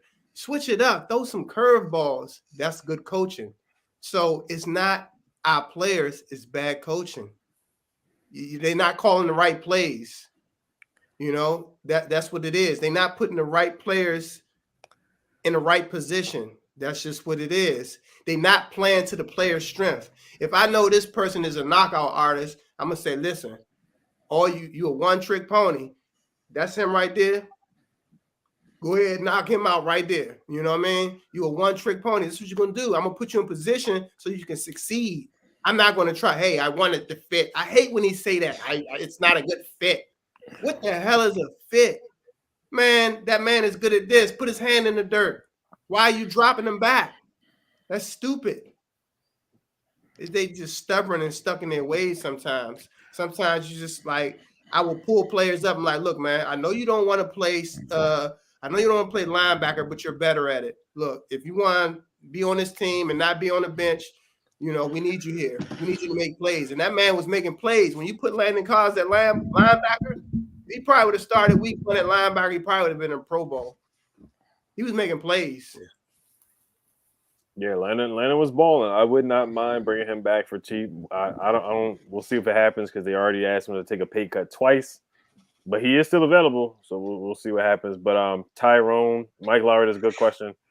Tyrone Williams, thank you for the donation. He says Sammy Reyes should play defensive end, and Kenny, I'll let you go first. Hey, with Sammy Reyes, yeah, he's strong. You seen him?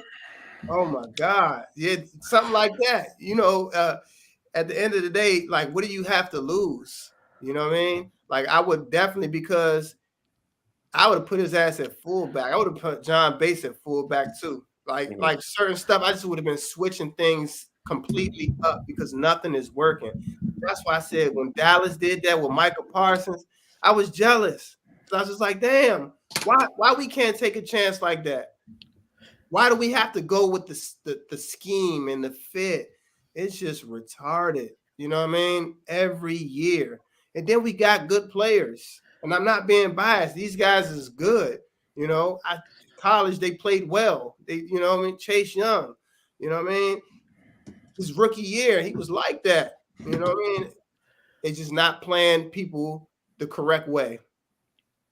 Mm-hmm. Yeah, Sammy's, like you say, he's strong. So I don't know about defensive end. Fullback. A fullback. Yeah, you say fullback. Very centers. Yeah, fullback. I can see. I can see Mike Sellers. I can see that. I can see what was his name? Daryl Williams. I think he played with RG. Yeah. Those guys were good. I think he could step in and be a fullback, at least a backup fullback behind Alex Armour. So, how about you, Warpath?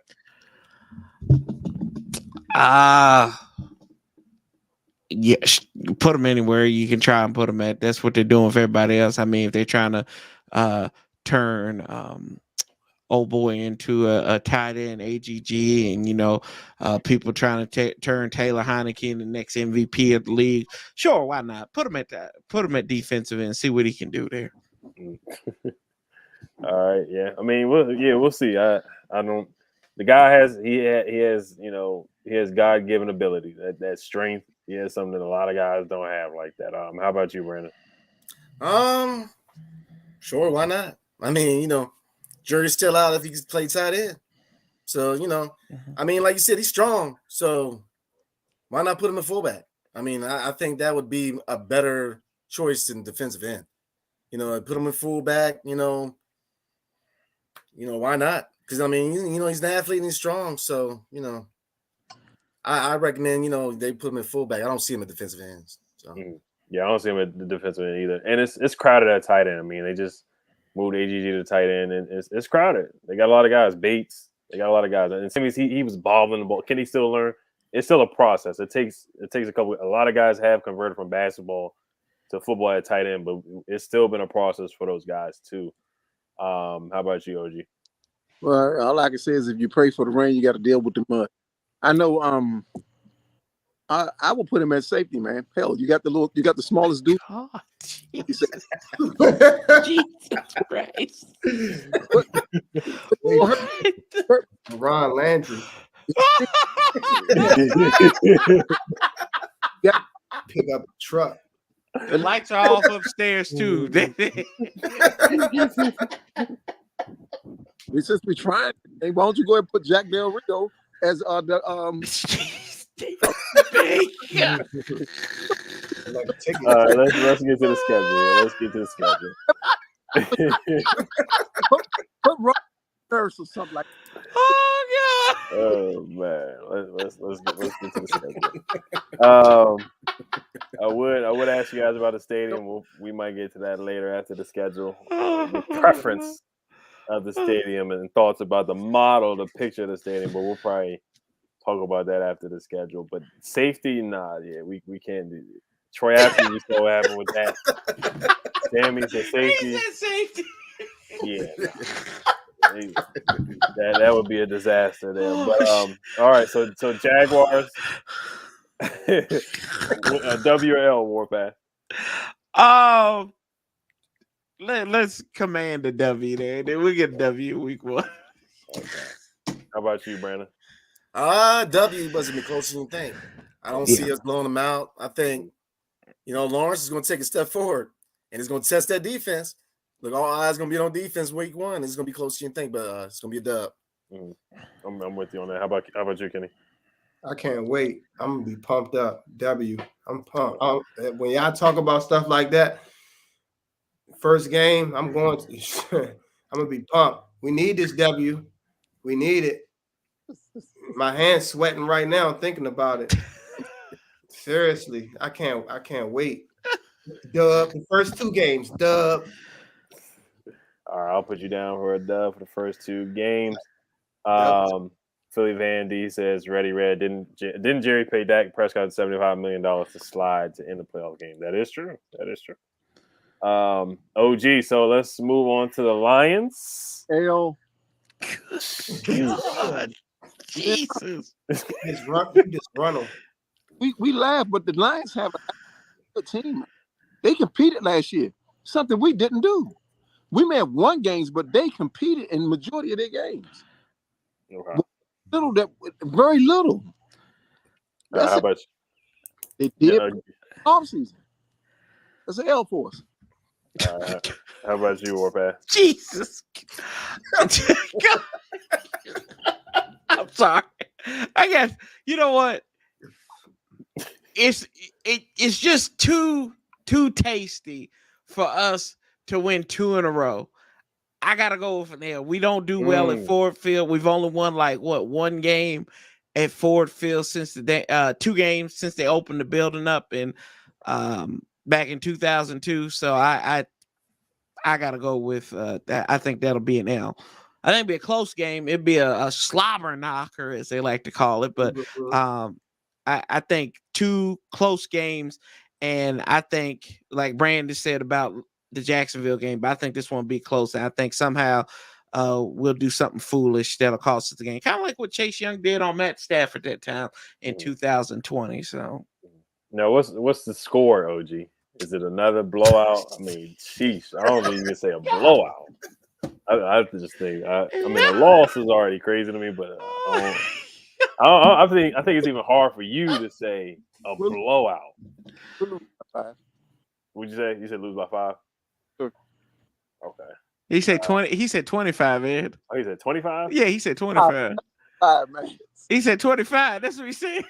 Yeah, I was about to say. 5, man. Don't man. All right, how about you, Brandon? Oh man. I want to say, I mean, theoretically we should blow them out, but I say we take an L. It's gonna be a close one. It's gonna be by field goal, 13-10. Okay. How about you, Kenny? Oh, you already said a dub. You already said a dub. I got a dub. I got it starting off 2-0. All right. Who is next on the schedule? Say the Eagles. Was that OG? You said loss? Yeah. Jesus God. Yeah, 0-3. Jesus. Stadium once again. Lord. All like they did Ben Simmons all game. And you were in Philly, but you're in Railroad Ave, Maryland. It is going to be a classic L. I mean, they're going to beat the brakes up off them. They may win by 10, but they're going to beat them so bad, they're going to wish that they had surrendered. I'm telling you, Ron and this coaching staff not prepared for anything. 0-3. Okay. All right. So, I mean, all right. Yeah, well, I'll talk about that later. How about you, Warpath? Carson Wentz extracts his revenge on this team. He gets a W there. They go 2-1. We go 2-1. How about you, Brandon? It's gonna be a dub. I think the fan base is gonna get behind Carson Wentz for that game because it's division game, former quarterback. Oh yeah, it's gonna be a dub. Okay, bet. I'm with you, Kenny. How about you? I got to go with a dub, but yeah, we're gonna be the talk of the league if that happens, and then we're gonna start falling when we get to Dallas. Okay. All right, OG. We are at the 4th game of the season. This one's at Dallas. He gonna say 1 o'clock on Fox. Them cow turds. This is where we get our first win at. I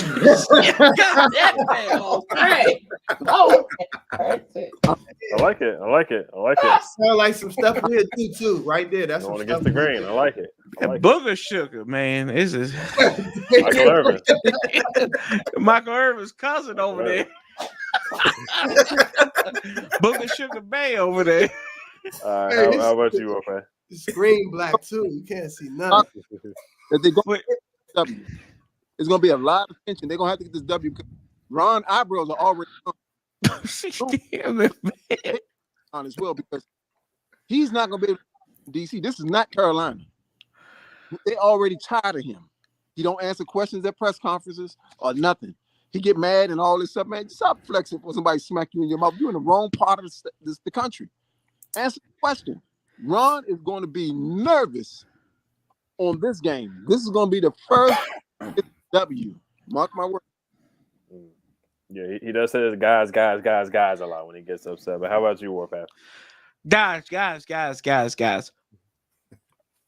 Yeah, I think this one, since it's at Dallas, I think this is going to be an L. They're going to come off that high, the Carson Wentz game, and they're going to kind of flutter down. Okay. Yeah. How about you, Brandon? I'm going with a dub, and I'm going to tell you why. We, other than last year, we usually play them tougher in Dallas because we already know they come to FedEx. It's pretty much a home game for the Cowboys, but I see it as a dub just because it's in Dallas. Mm-hmm. Okay, I can see that. I can see that having sneaking up on them. I can see that. Actually, no, it wouldn't be for me. I have us 3-0 at that time. I got to look at Dallas's schedule. Since we both have easy schedules, they'll probably be either 2-1 or 3-0 at that time. So that's probably gonna be a big game at that for me. I think both teams are gonna be 3-0. You know, they How about you, Kenny? Yeah, like you was just saying, I was thinking the same thing. Both teams probably gonna be 3-0, but Dallas pulls it off by a field goal at the end. But it's a good loss. It's like you're not panicking. You're like, okay, we could play with anybody. You know what I mean? I feel like that's going to be a measuring stick for us when we play Dallas. So yeah, we lose 3-1. Yeah, I have a loss for that game too. So 3-1. That's a darn good start. I'll take that any day of the week. I can't remember the last time we started off 3-1. All right, so next on the schedule is the Tennessee Titans. That is another 1:00 game on CBS. This is a home game. OG, how you feeling about that game? The hell, we can't stop. Stop Henry. All right, how about you, Warpath? W. All right. How about you, Brandon? Derrick Henry, man. I'm just saying it's gonna be a long day. I'm gonna say a W, but it's gonna be close. It's gonna be another close game because I mean that running game. I don't see them slowing down Henry. If we get pressure on Tannehill or whoever's at quarterback, we win that game. But no way we slow down a running back. But yeah, I got a dub. Okay. All right. So Pat, how about you, Kenny? We get a win. Here's why. I feel like this year our offense is going to be better than our defense. I feel like our offense is going to carry the load. I feel like we're going to have a high-powered offense. So yeah, we win. We win. Okay. They pick us to win too. I think they pick us to win. Like we come off that Dallas. You know what I mean? They pick us to win. Everybody pick us. Like they talking about us. Yeah. Right. Yeah, I can see that happening for sure. I actually have a loss, so we're 3-2. OG has us at 1-4 so far. Warpath has us at 3-2. Brandon has us at 4-1. Kenny, you have us at 4-1 as well. So everybody has a winning record for the team right now through 5 games, except for OG. How about at the Bears? Nah, I'm not even gonna say nothing, but at the Bears, OG, how you feeling? This one is on a Thursday night, so it's a primetime game. However you feel about the Commanders and primetime games, it could be a factor. This is a team that's handicapped as well, so we should get a win. Should be 2-4 at this point. I really thought you were gonna say a loss there. I really did. I won. How about you, Warpath? God, I really. I mean, the head coach looked like a Marvel supervillain, so I don't know. Like we're gonna have to have like the Avengers come out here and win on this game. They seem like they're ready for Thursday games for some odd reason. Under Ron, I think we've done pretty well on short weeks. I'll call it a W. Well, all right. Yeah, that's a W for me. They should not lose that game. That should be an easy one in my opinion. How about you, Brandon? I think it's a W. I think we win Thursday night. I think I think the whole myth behind primetime games. I mean, last year we did well. I think we get it done. All right, definitely we should take care of that. Yeah, Ron has done better in primetime games. I'll say that we beat the Seahawks on Monday night. We beat the Giants on Thursday night, so we done better. How about you, Kenny? We lose this game. I feel like we feeling ourselves. Carson pulls one of those Jaguar games where he just wet the bed. You don't expect him to wet the bed, but he do it. And you be like, damn, how you lose to Chicago, bum ass? But yeah, we lose on some fluke stuff. Yeah, it's just I like Justin Fields, but it's just hard for me to see us losing that game, especially with them. Khalil Mack is gone. You know, they just don't have a lot of guys. I got to see if Robert Quinn is still on that team too. And their offense is it's hard to even name the wide receivers over there. I think they got they traded away Allen Robinson, Darnell Mooney. It's just hard to name some of the guys on that roster. That's the only person, Mooney. Yeah, I just it's hard for me. It's another who he played for type stuff with the Bears. But so after the Bears, we got the Packers. OG. You might as well go ahead and strike me down for 2 more L's. We're 2-6. The Packers are going to be the Colts are going to destroy us because we definitely Irsay already done put the bone out on this dude. So where go past me too. We 2-6 at this point, sir. All right, we'll throw in the Vikings game too. Kirk Cousins comes back to Landover, Maryland. How you feeling about that one? Oh, that's 2-7. Jeez. Yeah, you got us. Yeah. Oscar? You got us 2-7. Okay. Lord have mercy. So is Ron still here? Because I don't think they will keep him here. If they're 2-7, I don't think he'll make it because they fired Jay Gruden after being 0-5. So I don't know if you think Ron would make it past 2-7. So he'll still be here. Okay. Nobody wants to coach. Nobody wants to coach here. Okay. How about you, Warpath? You want me to go through all that list of teams again? So yeah, we got the next. We'll do 3 games now. So This one is Green Bay, Indy. Green Bay's at home. 1 o'clock. Aaron Rodgers, Aaron Rodgers struggles in Washington. I think he's only won 1 game, and that was that playoff game. So yeah, give me us in that game. I think they'll have his number again after holding them to 24 points last time in Green Bay. Indianapolis, that one's gonna be a close game, and I think the team's gonna win that for Carson. That is weird. I don't feel like we're gonna go on a 3-game winning streak, but give me that.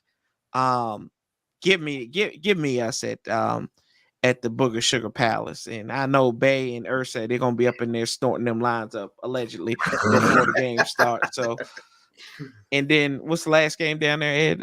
Is that the Kirk family member? Yeah, Kirk Cousins comes back to Landover. Your boy going to be there in the third row, cussing his purple butt out. I will be there live and in living color as we whoop Kevin O'Connell and Kirk Bernie Madoff Cousins. Give me 3 in a row for the boys. Yeah, let's go. Yeah, we're gonna beat these fellas. Come on now. How about you, Brandon? Green Bay. I'm gonna man. It's gonna be an L. And it's gonna be the offense, not the defense. I see 3 picks. Carson Wentz. Because Green Bay, look, they just traded away top receiver. He doesn't have a lot of weapons on the offense, but the defense is solid in Green Bay, and it's going to be a shootout. At Indianapolis, look, Jim Irsay, man, I don't know what he did. I don't know if he cut him off or whatnot, but dude is mad at Wentz. But so we're going to win it for Wentz in Indianapolis, easy. Minnesota, I don't think people are going to like it, but I think it's going to be a close loss. I think Kirk Cousins comes in, they win by a field goal or a touchdown. Yeah, I feel the same way about the Vikings. I got a weird feeling because not just because of Kirk, but they're all Justin Jefferson is a dog. If our secondary doesn't pick it up, man, Thielen, Dalvin Cook, that offense is that's a high power offense. If they had a better quarterback, I feel like they could do the same thing that the Rams just did. But Kirk Cousins is good, but he just doesn't get you over the hump. So that offense does concern me. Justin Jefferson and them boys over there. So I got that being a loss too. How about you, Kenny? We're gonna lose to Green Bay. I don't care who at wide receiver. You can get people that work at Home Depot. As long as Aaron Rodgers, the quarterback, he make people famous. You'd be like, who is this guy? Who is this Lazard? Who the hell is that? And all of a sudden, it's Aaron Rodgers effect. So yeah, we lose to Green Bay. We gonna beat Indianapolis. We're gonna blitz the hell out of Matt Ryan. He's a statue. He can't run. Just blitz his ass. Like blitz, safety blitz, whatever, corner blitz. Minnesota. Yeah, we're gonna beat them too. Kirk Cousins. he a system guy. He's one of those guys. He already know who he throwing it to, what spot to throw it at. The cone, run right here where the helmet is. The ball will be right there. If something break down, he's screwed, and that's when he start throwing them picks. He's a systems guy, so if things break down, he can't do nothing. He's not he didn't grow up playing backyard football. He can't just say, "Hey, go here, go there." He's not. We're gonna beat them. Right. Yeah, it's gonna be a tough one. I can see us winning too, but I got a weird feeling it's gonna have a weird ending. It's gonna be a fumble or something. I got a weird feeling about that game. All right, OG. So we'll do 3 here. We'll go with Eagles. This is at the Eagles, Monday Night Football. And then the next one is the Texans. Actually, I'll just do one by one. We'll do. Let's get your take on the Eagles game, and then Eagles, Texans, and Falcons. Let's start off with the Eagles. The Texans. Hard to say, but I'm gonna go ahead and give them a W. And who's the next one? But I didn't hear you. The Eagles. The Eagles were going to take an L. They're going to sweep it. The Texans. Hard to say, but I'm gonna go against my better judgment. We'll win this game. And what's the next one? It is Falcons. This one is at home. Gosh. Woo.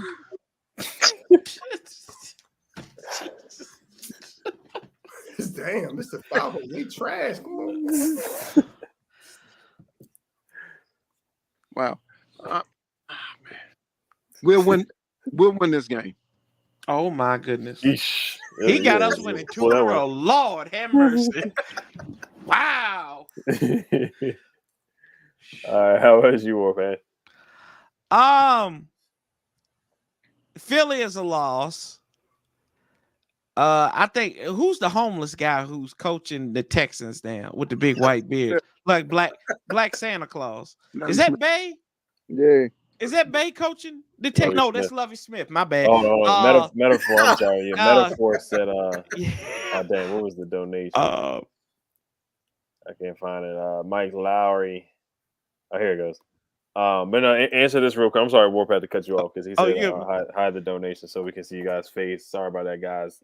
Warpath and Brandon. So can y'all please tell these crazy almost fans that Danny Boy ain't getting ousted as an owner anytime soon if they move to Virginia? I'm out. Yeah, I'm gonna take a picture of that donation. We'll get to that at the end because I just wanted to get y'all takes on the stadium just real quick. I mean, nothing's set in stone with the stadium, but yeah, we'll see. But all right, yeah, go ahead, Warpath. Yeah. I say we beat Bay's homeless cousin down there in Houston. Give me a win at Texans, and then Chocolate City, the Battle of the Chocolate Cities. I give us a win against Hotlanta.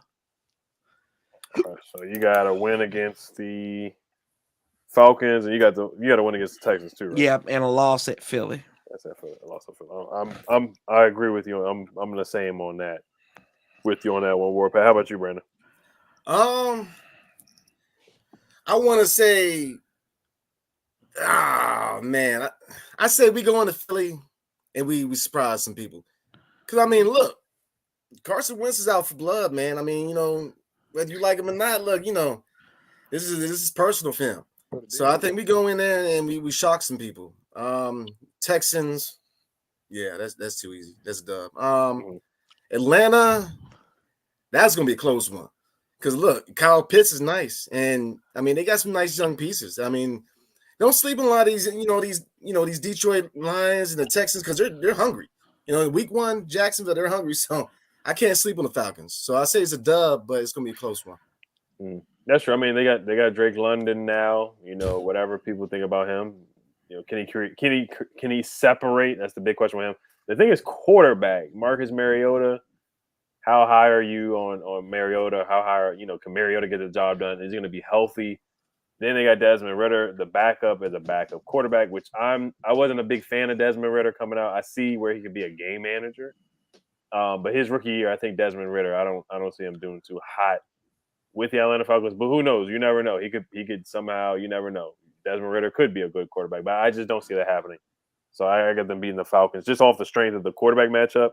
So Brandon, you had 3 wins right there. So that's you got a win against the Eagles, Texans, and Falcons.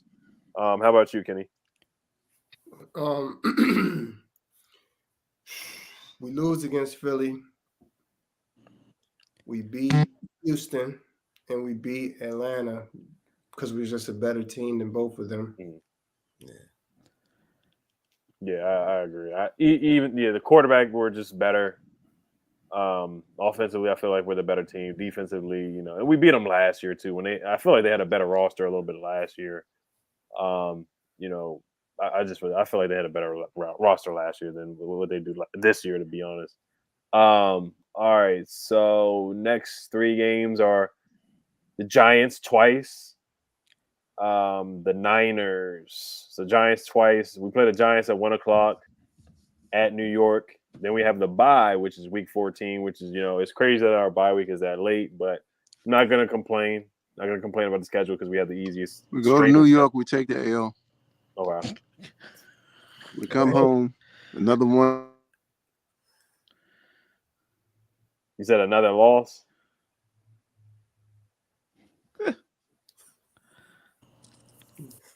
It's Wi-Fi messed up. Hello. Okay. Yeah, I'm here. We go to New York. We lose. We come home. The pipes bust again on the fans, and we win. And the 49ers, they break it off in us.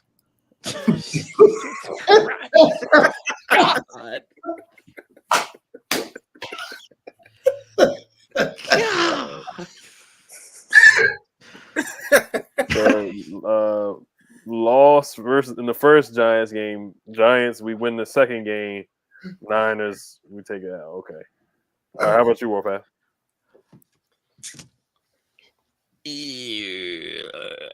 Yeah, oh God, they have no confidence in Daniel Jones, so we really don't know who the quarterback going to be. What they got? Who's their backup? Is Tyrod Taylor. Yeah. By that time they, yeah, I think we sweep the Giants again this year, boys. And then, in the words of the Glizzy King himself, Kyle Shanahan is going to break one off in us. So, yeah. How about you, Brandon? Yeah, same here. I got a sweep with the Giants, and Shanahan's definitely gonna break us off. I'm telling you, yeah, that's definitely there. How about you, Kenny? Man, yeah, same thing. Shanahan, that boy different. That's a play caller right there. He is a magician. We definitely we sweep the Giants. Yeah, get your Vaseline ready and your popcorn. Shit about to get wicked. 49ers, we losing for sure. All right. So yeah, I got dub against Giants, lost Niners. So that was pretty simple. OG, we got the Browns next. This one is at home. Excuse me, at home, 1:00 on Fox. And we got the Cowboys at home. So those are the last 2 games? Those are the last 2 games of the season. Both of them are L's. Yeah, if Deshaun playing, hell yeah. It don't even matter. Jacoby Brissett can be. Yeah, we're gonna lose, man. They can run the ball. They got nice receivers. Yeah. They got defense, man. Carson Wentz, if he's still healthy and he's playing, he's gonna get like a dead head, like throw that pill to one of them corners or one of them safeties or one of them linebackers, man. Maybe twice in that game. One of them may be a pick six. I don't know, man. He may get sacked from trying to duck one of those hits, and then they knock his ass off the game. Like that's 2 L's in a row for me, man. So what I got? 5 wins? You got 1. Yeah, I don't know if we got 5 from you. 1, 2, 3, 4, 4 and 13. Great. Yeah, 4 and 13. So now you got 5. We should be looking at one of those quarterbacks with a new hope. We're not. We're gonna be looking at a quarterback with Ron as the head coach. Yeah, Sam Howell. Look, he's gonna have to take one of them quarterbacks because he can't keep Carson. But then again, you're right. He may keep him. You're right. You're right. And pay him, what is it, 27, 30? Fully guaranteed. Well, no, Right. I said Sam Howell. He's got Sam Howell if he doesn't work out. If Carson doesn't work out, he has. If Ron is kept, he has Sam Howell that he could play next year. But if we're that bad, then yeah, he'd probably get one of the Alabama guys. But we won't get too deep in that conversation because I just don't think we'll be that bad. But Warpath, how about you? We win both of these games. Wow. He's pretty high. Brandon, how about you? L's, both of them. Yeah, Cleveland's an L, and Dallas is going to be an L. Like I said, we always struggle with Dallas at home, and and it's always a home game for the Dallas Cowboys. So I mean, that's an L. And Cleveland, if Deshaun's playing, I mean, really doesn't matter. Doesn't matter who's playing. So yeah, both of them L's. How about you, Kenny? I know we're gonna lose to Dallas. The Cleveland one is tricky because I don't know if they're gonna be at the end of the season. You don't know who's healthy. Are they tanking? What's their record? So that may come into play. So I'm gonna say we win that game. And I don't think Deshaun is playing or Brissett is playing. I think Brissett is probably hurt. He stay injured. Mm-hmm. And Deshaun, what's that? I ain't gonna speak on his situation. I ain't gonna put down no black man. But yeah. So you got us beating the Browns and losing to the Cowboys, unfortunately, respectfully. I got us losing to the Browns, beating the Cowboys. So let me tally these up real quick. So OG's got us at 4-13.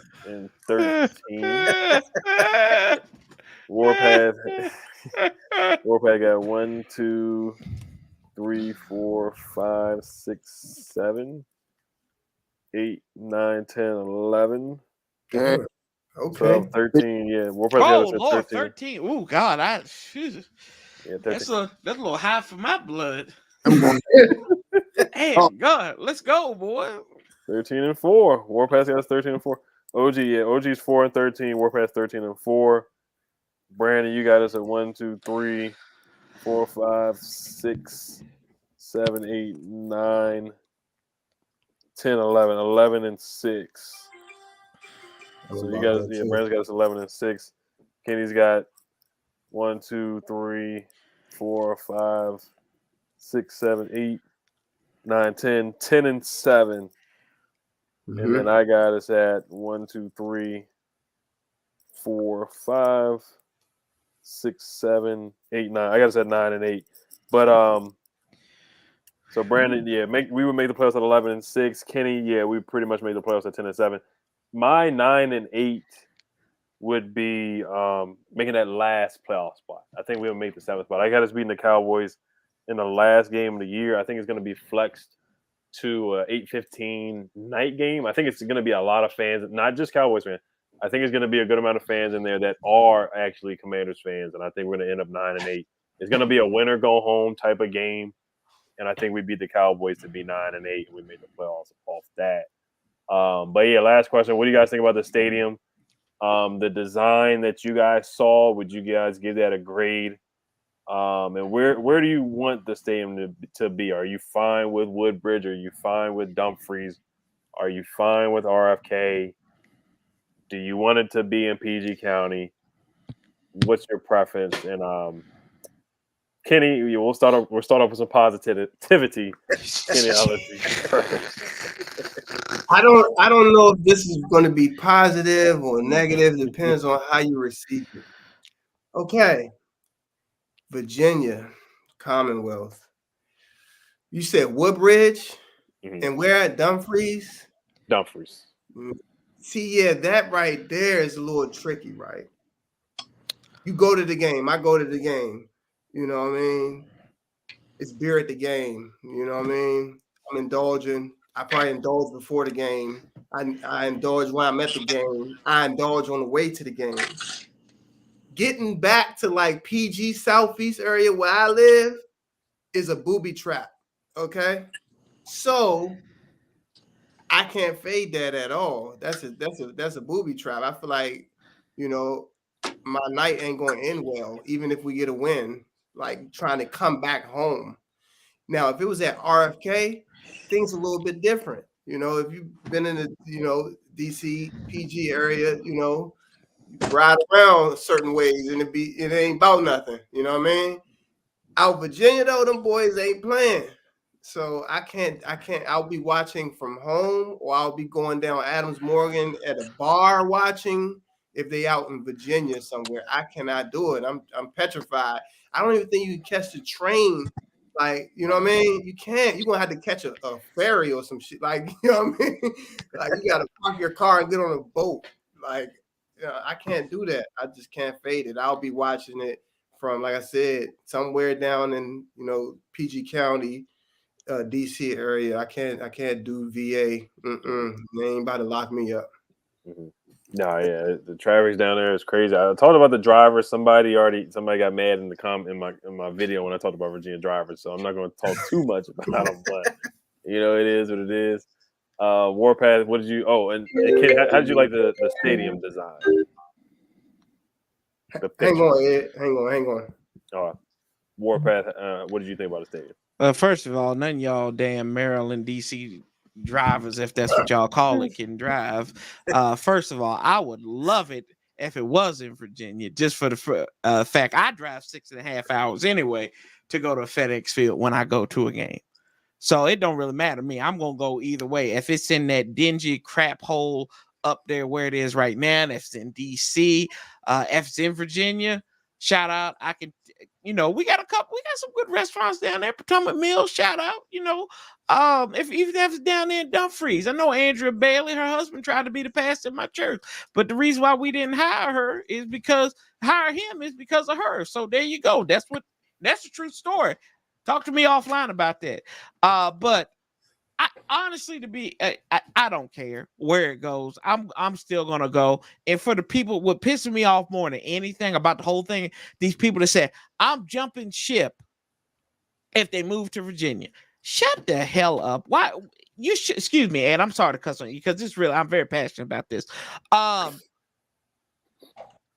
Through everything.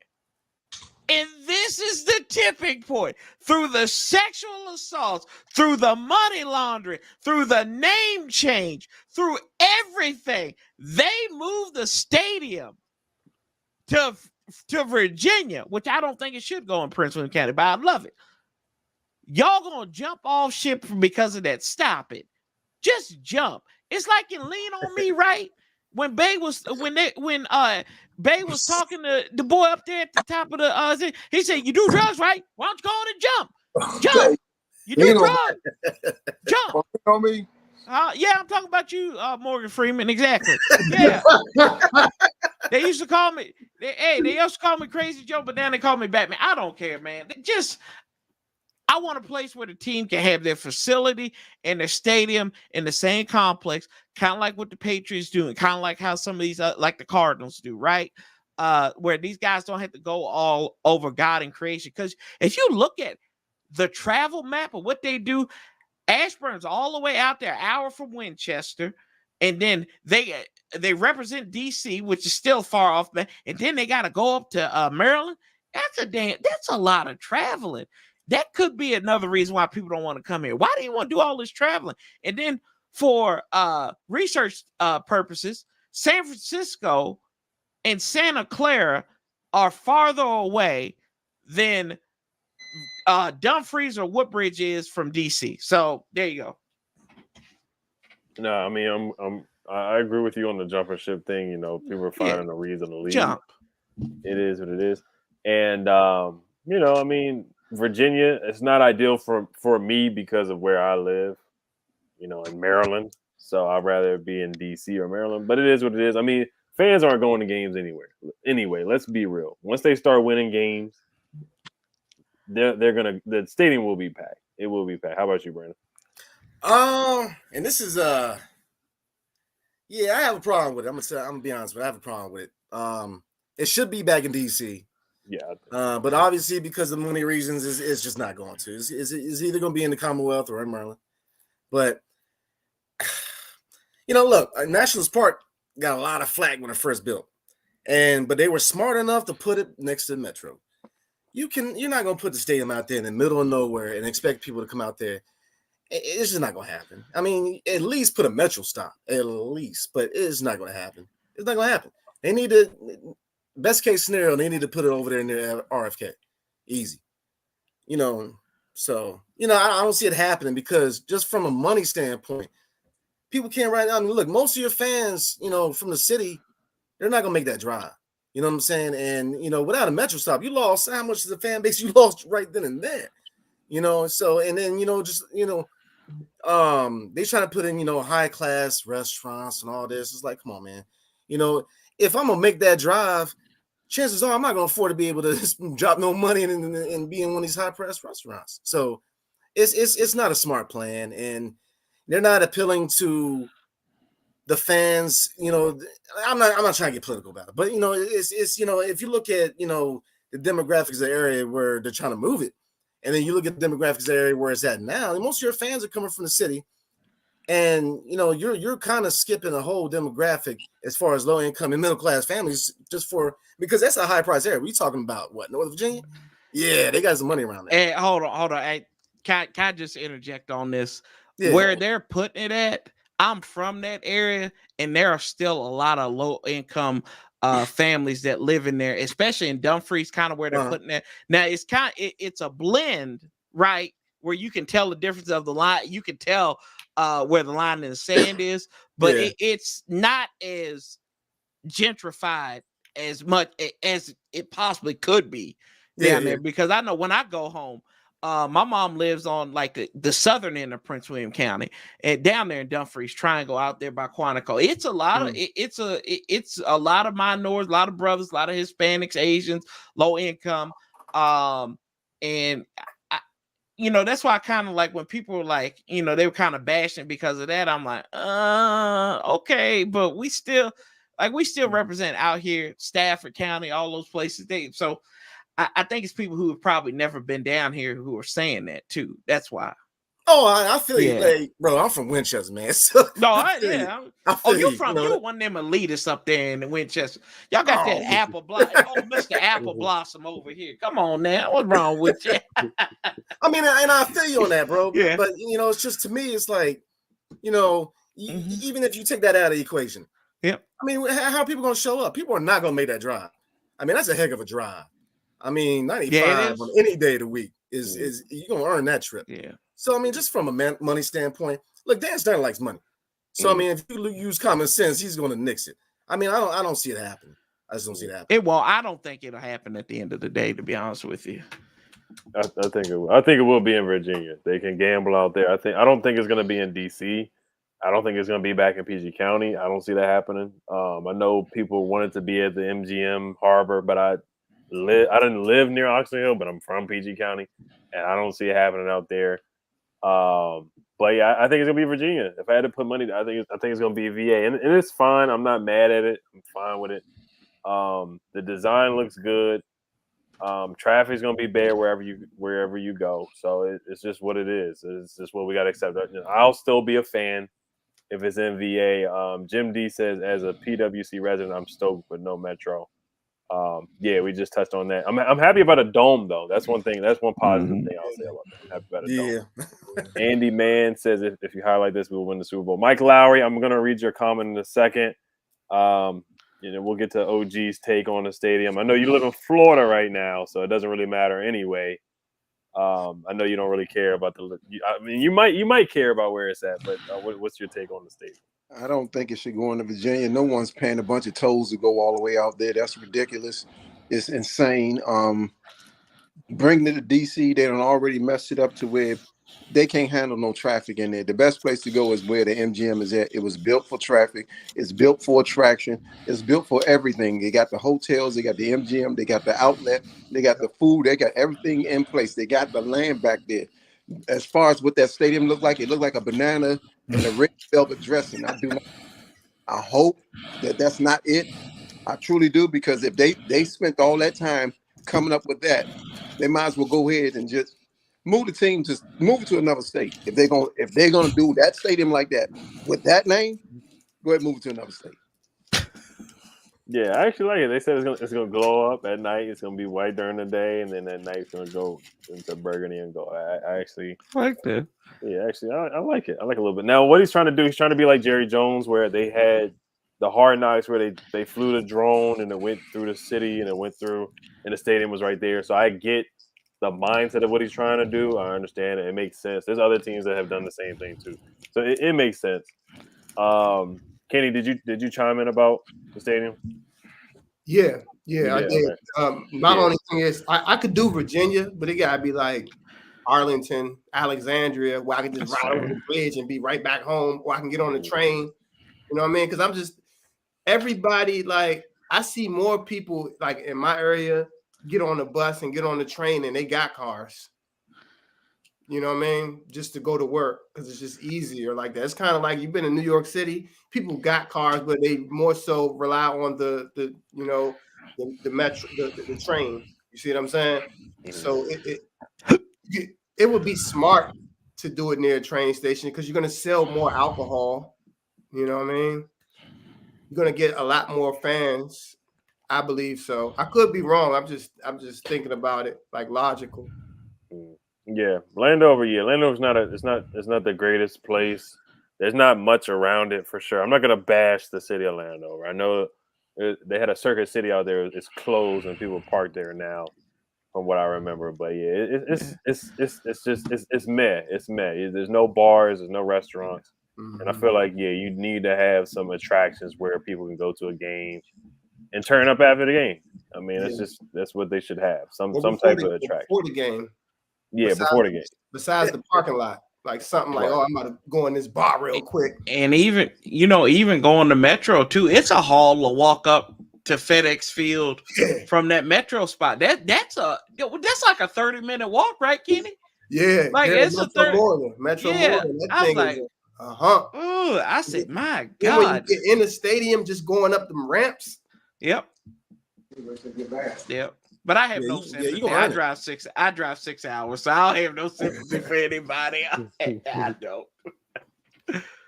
But but it really starts too. I always say to somebody, we were arguing about it yesterday. I said it starts with lowering your ticket prices and following the plan the Falcons did as far as concessions goes. That'll get people back as well too. If you don't overprice stuff, you can get people back because like, hey, I can take my family, affordable ticket, some food. It might be a bad game, but it's still an outing, and my kids will still remember it. So, yeah, that's true. Blogger, that is true. That's my wife right there. She said it took 2 hours for an Uber to get us from. It did. It took. Yeah, we got an uncle that lives in was Glenarden. He lives in Glenarden. And we parked at his house. We took the Uber from Glenarden to Landover, which is only like 10 minutes. And it took like 2 hours. It's crazy because I know there's like a Planet Fitness right there too. We had to hop out the car, then we walked across that busy intersection. We just walked straight up to get the FedEx. So yeah, that's how it is for real. But it's Landover. Like I said, Landover is just meh. It's nothing. There's no really attractions out there like that. So. But yeah, Mike Lowry, I'm sorry. He says, can y'all please tell these crazy almost fans that Danny Boy ain't getting ousted as an owner anytime soon if they move the VAM out? I mean, I'll answer that question. I mean, they have the votes going on and whatnot, but I just don't see them voting him out. If anybody wants to chime in on that, do you think there's any smoke, any real fire to the votes, that voting story? I like. Oh, go ahead, bro. No, I just saying I like to see him get kicked out of DC, Maryland, or Virginia, wherever they are. Unfortunately, they got enough to get him up out of there. The problem is those owners are afraid because there is something on those emails that is going to probably be incriminating to a lot of them. So they probably want Dan out, but they know if they vote against him, those emails are going to get loose. Now, the government is getting involved in it. I don't like the government at all. But if they get involved with it, they don't care about nobody. If they decide that they want him out of there, they'll get him out of there. So at the end of the day, the owners may not want to do it because of the incriminating information on the emails. But as far as the question, Snyder's trash. He's nothing for this city, this fan base, or this franchise. He called himself a longtime fan. He's not a fan of this team. He's never has been. He's just a businessman who saw a great opportunity with a fan base who loved the team more than they loved the city they lived in. And now that he's ruined it, man, if they get him up out of there, that will be like winning the Super Bowl for me. I pray every night that he does not be the owner of this team. I truly do. I hope that he's gone. I know there are fans that like this dude for whatever reason, and maybe they like him because he's destroying stuff. But for me, there's nothing about winning or joy about Snyder. He's a short pervert with a look man's mentality. And if I catch him in the bathroom, he's sitting on the toilet with his legs from under him. Jeez. Damn. He's going to jail. Yeah. He's gonna show up to court. Trust me. He sues everybody. Everybody has something against him soon, for sure. Nah, I think there is some smoke to the fire, man. I mean, everything was all good till he started, taking money from other owners. See, the mood started to change when, he started taking money from other owners, from the revenue. And then, so I think a lot of owners, they feel a certain way about that. But I mean, it's just with everything going on in as far as the picture of the country right now, a lot of these scandals that he's involved with, I mean, you would think what is taking so long because, we'll see. I mean, we've been here before, but they got the votes. We'll just see. Because I want to say yeah, because like I said, anytime you deal with being a pervert and all and stuff like that, you would think it's easing out, But so we'll see because I like to meet these fans who are actually a fan of him. Who are these people? Because I can't think of one person who likes the guy. When's the last time you saw a whole fan base hate their owner as much as we do? Mm-hmm. But he's been hated for how many years? How many decades? Yeah. So we'll see. Yeah, I think the Wizards are in the same thing with not liking their owner. Ted isn't as bad as Dan, but I think probably 90% of Wizards fans don't like Ted Leonsis either. He's terrible. Terrible. But that's Hey Ed, one thing about Ted though, when you go to the games, he mingle around by himself. Yeah, no security. He just be walking. Dan can't do that. Somebody gonna smack them. That is true. He's people person. Yeah, so he can't be that bad. Like I was buying. I think I was buying a hot or something. He was right there talking to George Mirasan. I walked right up on both of them and had a conversation. Mm-hmm. Like George Mirasan, I don't know what George Mirasan do there, but he's always there with a suit on. Mm-hmm. You know what I mean? And yeah, I noticed that too because I went to couple games this year, man, and I went to the Bucks game early on when they were, playing good, and then I went to that game against the Celtics, man, where we just took a massive L. Yeah, I looked over, man, and I spotted. I said, man, is that George Marathon? Yeah, you wearing them big casket suits. Yeah, I always tell y'all this too, and I've said this off air. I always kind of harken us back to the one person we can blame for Dan Snyder is Jack Kent Cook and that young girl or woman he was messing with, who he has the girl who's like still younger than all of us now, and the man's been dead for like 20 plus years. But and that's just 2020 hindsight, right? Because he could have sold it to his kids, coulda, shoulda, woulda, right? But at the end of the day, I don't think Dan's going anywhere. In his own sick, twisted way, with him looking for the hot dogs back there in the refrigerator. Bay's right. I think these owners have a lot on. Dan has a lot on these owners, and it's that mutual shared agreement of if one of us goes nuclear, we're gonna blow the whole thing up. And it's that idea of we're too big to fail, but that could be that one trigger point. I'm just saying, if you go on Twitter, Brandon, you will see people defending Dan Snyder. And I respect some of He's these paying 'em. people. Yeah. Yeah. You know exactly what I'm talking about. And it's weird. And that's my fear is they turn them into this like anti type hero, right? Like if you're a Spider-Man fan, you always thought Venom was the bad guy until they made a movie about him being not such a bad guy, right? That's what and I don't want him to become Venom. I just rather him be Carnage the whole time. That way we know we need to eradicate this bastard. But I don't know. At the end of the day, I just live with it, roll on, and this team will win in spite of him. And what happens if he somehow slips up and actually wins the Super Bowl? What will we do? What will we do now? Lord Hammer, what would you do? That's a question now. I love him. I love him. Everything is forgiven. Lord have mercy. I'm easy. I'm real easy. I'm real easy. When the Super Bowl, you got it. Look, Bay coming back. Look at Bay. He said, "Man, that's my best friend right there, Danny boy. Danny boy, my best friend." We won the Super Bowl under his leadership. I want to catch him on Pennsylvania Avenue so I can knock him smooth out. That right there would be the highlight of my career. I don't mess with that dude, man. That dude's trash. We're never getting that. You talking about a Super Bowl? We can't even win a playoff game, man. I'm just saying, what if? That's a big if. Yeah. All is forgiven. Yeah. But no, back to your point about the owners not wanting to really say anything because he'll get on the stand and be like Nino Brown from New Jack City. He'll point the finger and be like, "This guy did this and that." That probably is what's going to happen because Jerry Jones has skeletons in his closet. The illegitimate child that we found out about, and they got some cheerleader stuff going on too in Dallas. Where's Ready Red at?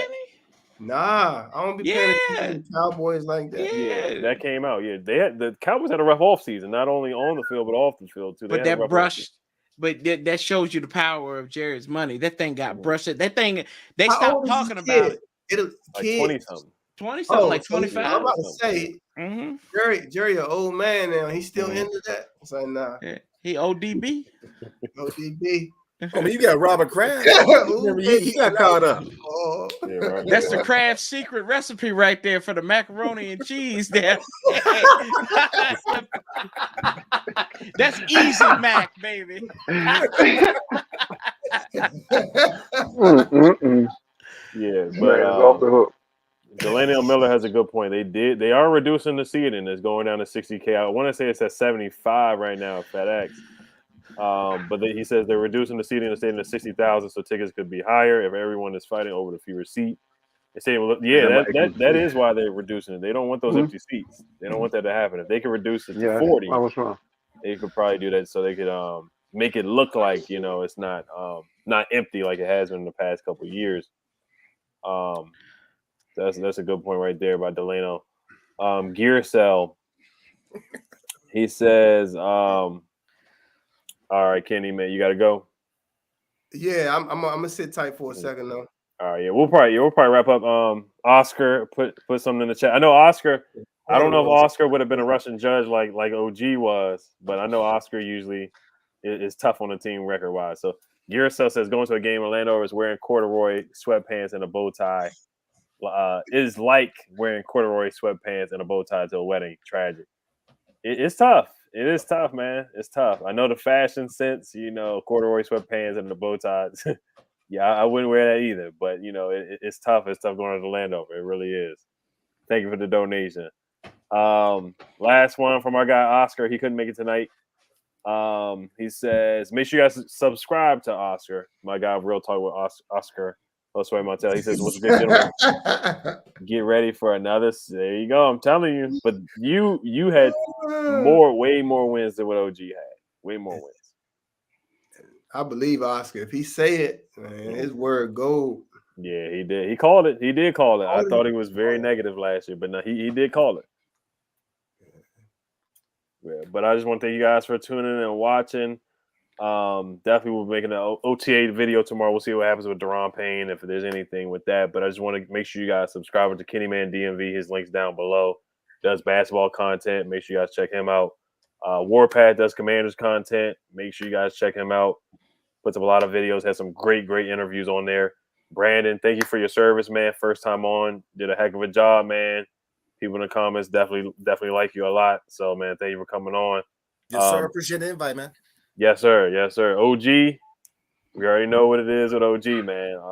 I'll put his Instagram down there. He got a new IG, so we got to get his followers back up. I think he had about 25,000 followers on Instagram. We got to get him a blue check on there. We got to get him verified. Stephen Bay Smith up there. Ooh, boy. All right, you guys. Hail to the Commanders. Peace. Sure enough.